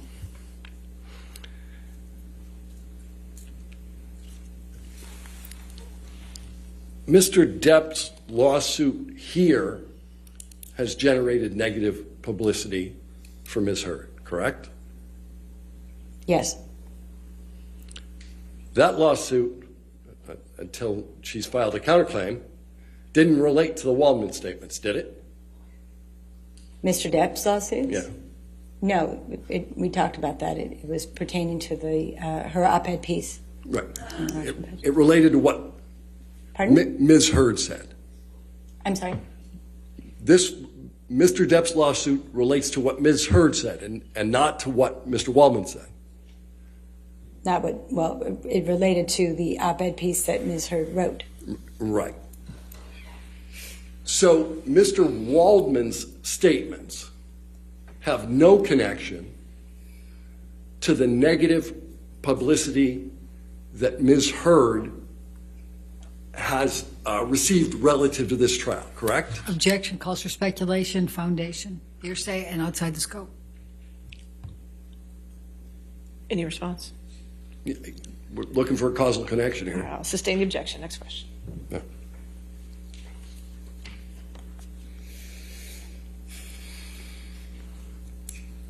When was the last time you met with Ms. Heard? I only met Ms. Heard at lunch today. Okay, that's the first time you talked to her. First time I met her. Okay. What's your compensation for testifying here today? For a testimony, it's $650 an hour.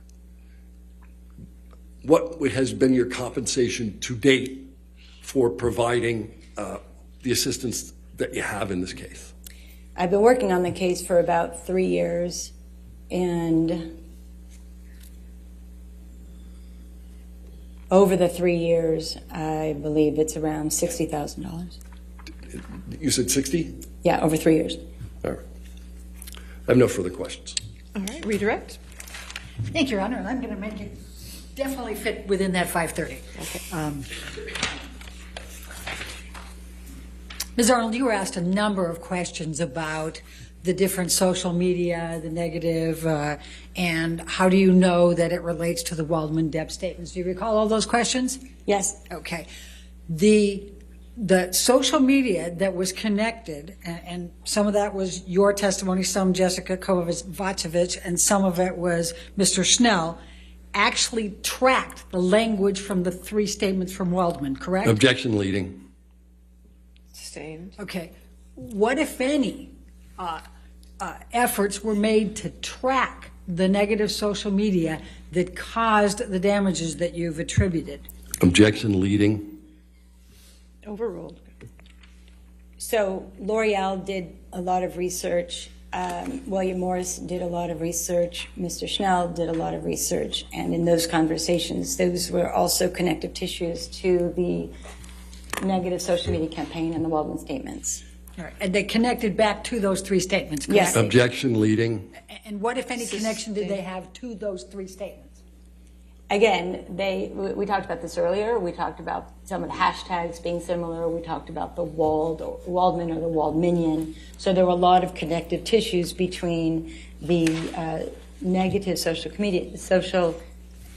media campaigns and the Waldman statements. Okay. And I'm going to jump because I think this is part of this. So you were asked some questions about Mr. Hamada. Do you recall that?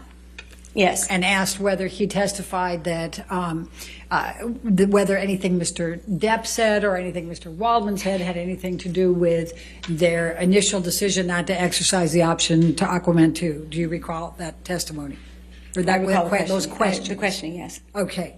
Now, the testimony from Mr. Schnell tracked the 1.2 million tracers to January 2021, correct?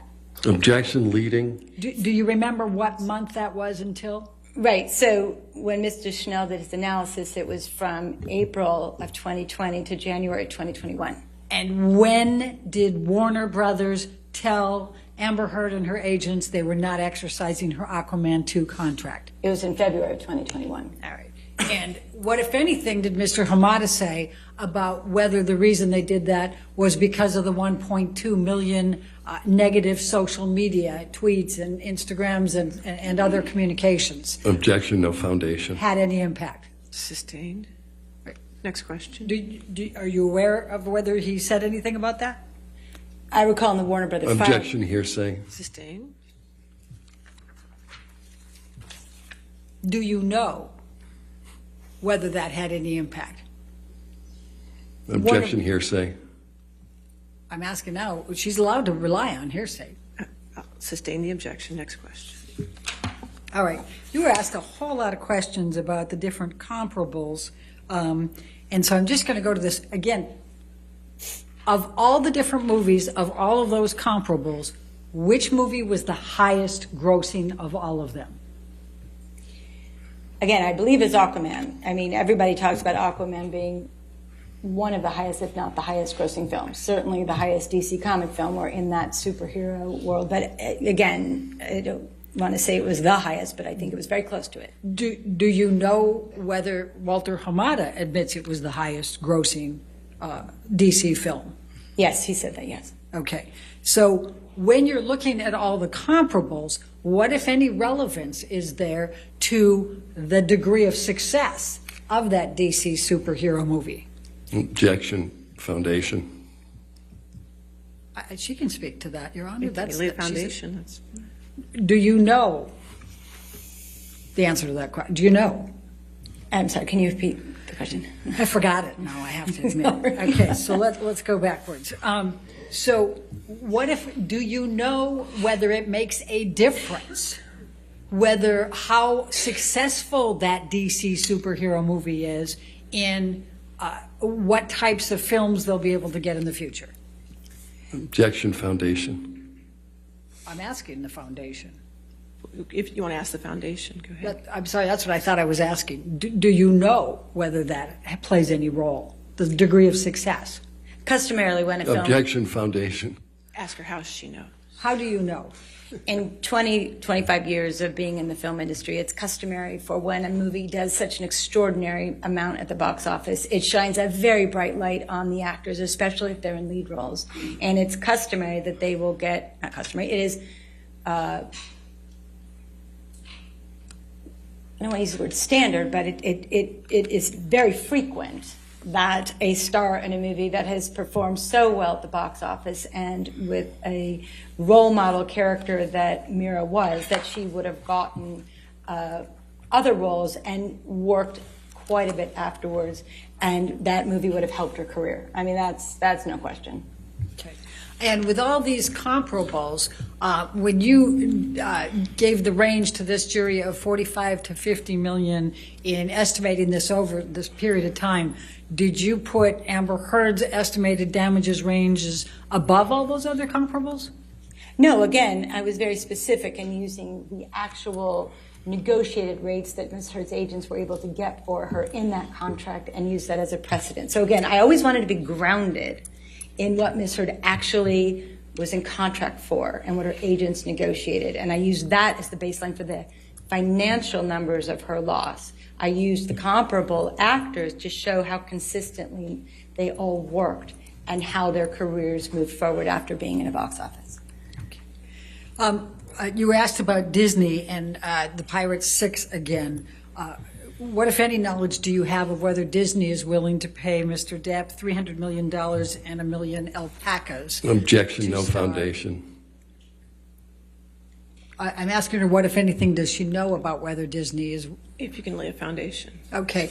Did you listen to or did you read the Disney testimony in this case? I did, yes. All right. What do you recall Disney saying about whether they were willing to pay Mr. Depp $300 million and give him 1 million alpacas? They would not be willing to pay $300 million and give him alpacas. Thank you. You were asked about the defecation.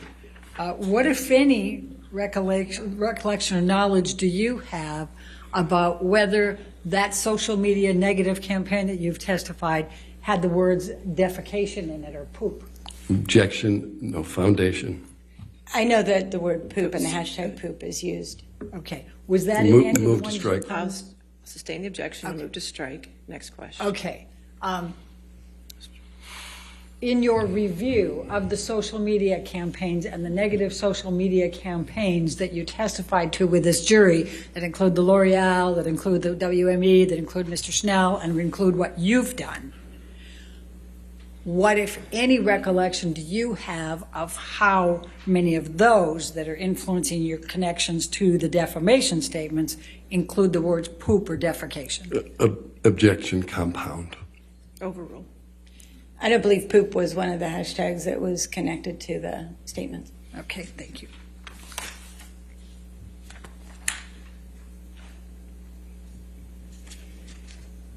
You were asked about the time period between the defamatory statement, between the release of Aquaman 2 in December 2018. Aquaman 1. Aquaman 1, thank you. And the defamatory statements that were in April 2020 and June 2020. Do you recall that testimony? I remember that questioning, yes. Okay. During that time, were you aware of whether Aquaman 2 was in discussions with Amber Heard about scheduling the filming of Aquaman 2? In the period between the statements and...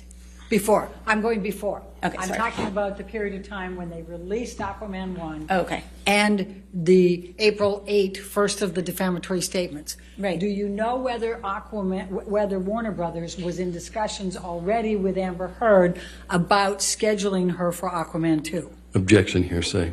Do you know? I'm asking her whether you know. I'll sustain as the hearsay. Okay.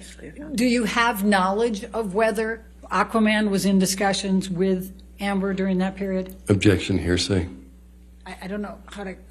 I'm asking Going to ask her foundation. Right, right. How would you know? Well, Amber received an early draft of the script. Amber's agents were in discussions. Objection, hearsay. I think she can say that. Sustained. Okay. What is, in your experience, based on getting scripts, what does that mean? I'm asking for experience. In my experience with the movie as high profile as something like Aquaman, they keep the scripts very tight. You know, they don't let anybody read them. They're numbered. They have your name on it. So if you're getting a script for a movie such as Aquaman that's kept tightly close to the vest, if you will, by the studio, you are going to, they want you to be in the movie. Otherwise, they would never give you the script. Okay. And so if a script was given to Amber Heard before the first April 8, 2020 defamatory statement, what would that suggest? Objection. Based on your knowledge that you've just testified to. Objection, speculation. It's not speculation. Your Honor. Overruled. Again, if she got the script, they were going to use her in the movie. That was their plan. Okay. I have no further questions. Thank you. All right, thank you. Is this witness subject to recall? Yes, Your Honor. All right, so you're still an expert, so you can have a seat in the courtroom. I'm still sorry. okay. You still are. Thank you. Thank you. All right, ladies and gentlemen, this has come to the end of our day. All right, so please do not do any outside research tonight, and don't talk with anybody about the case, okay? And we'll see you in the morning, bright and early at 9 o'clock, all right? Okay, thank you.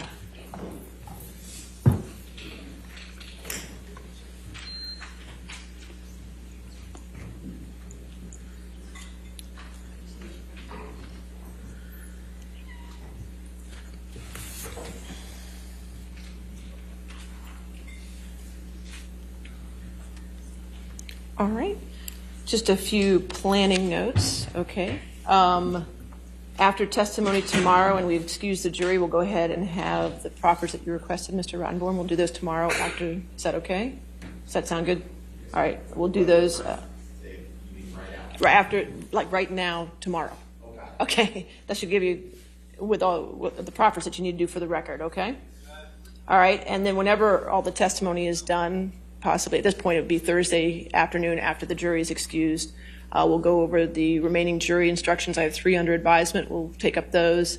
And we'll also, if there's any other from the evidence this week that we need to talk about, we can discuss those as well after the jury's gone on Thursday evening, or if earlier, if the evidence is done before then, okay? And just as times up to this minute, the plaintiff has used 45 hours and 24 minutes. The defendant has used 57 hours and 6 minutes, which means the plaintiff has left 15 hours and 51 minutes, and the defendant has 4 hours and 9 minutes left, okay? So that's where we're at. All right, anything else for this evening? Your Honor, the last witness, it appears that is on the plaintiff's witness list is Mr. Depp, and I was just hoping we would get an answer as to what... defendant's witness list? Yeah, defendant's witness list. I don't know. Are was you hoping still to get an answer. changing witness? I mean, I'm not sure. We're discussing. Okay. Make a decision in the morning, okay? All right, everybody have a good evening. All right, thank you.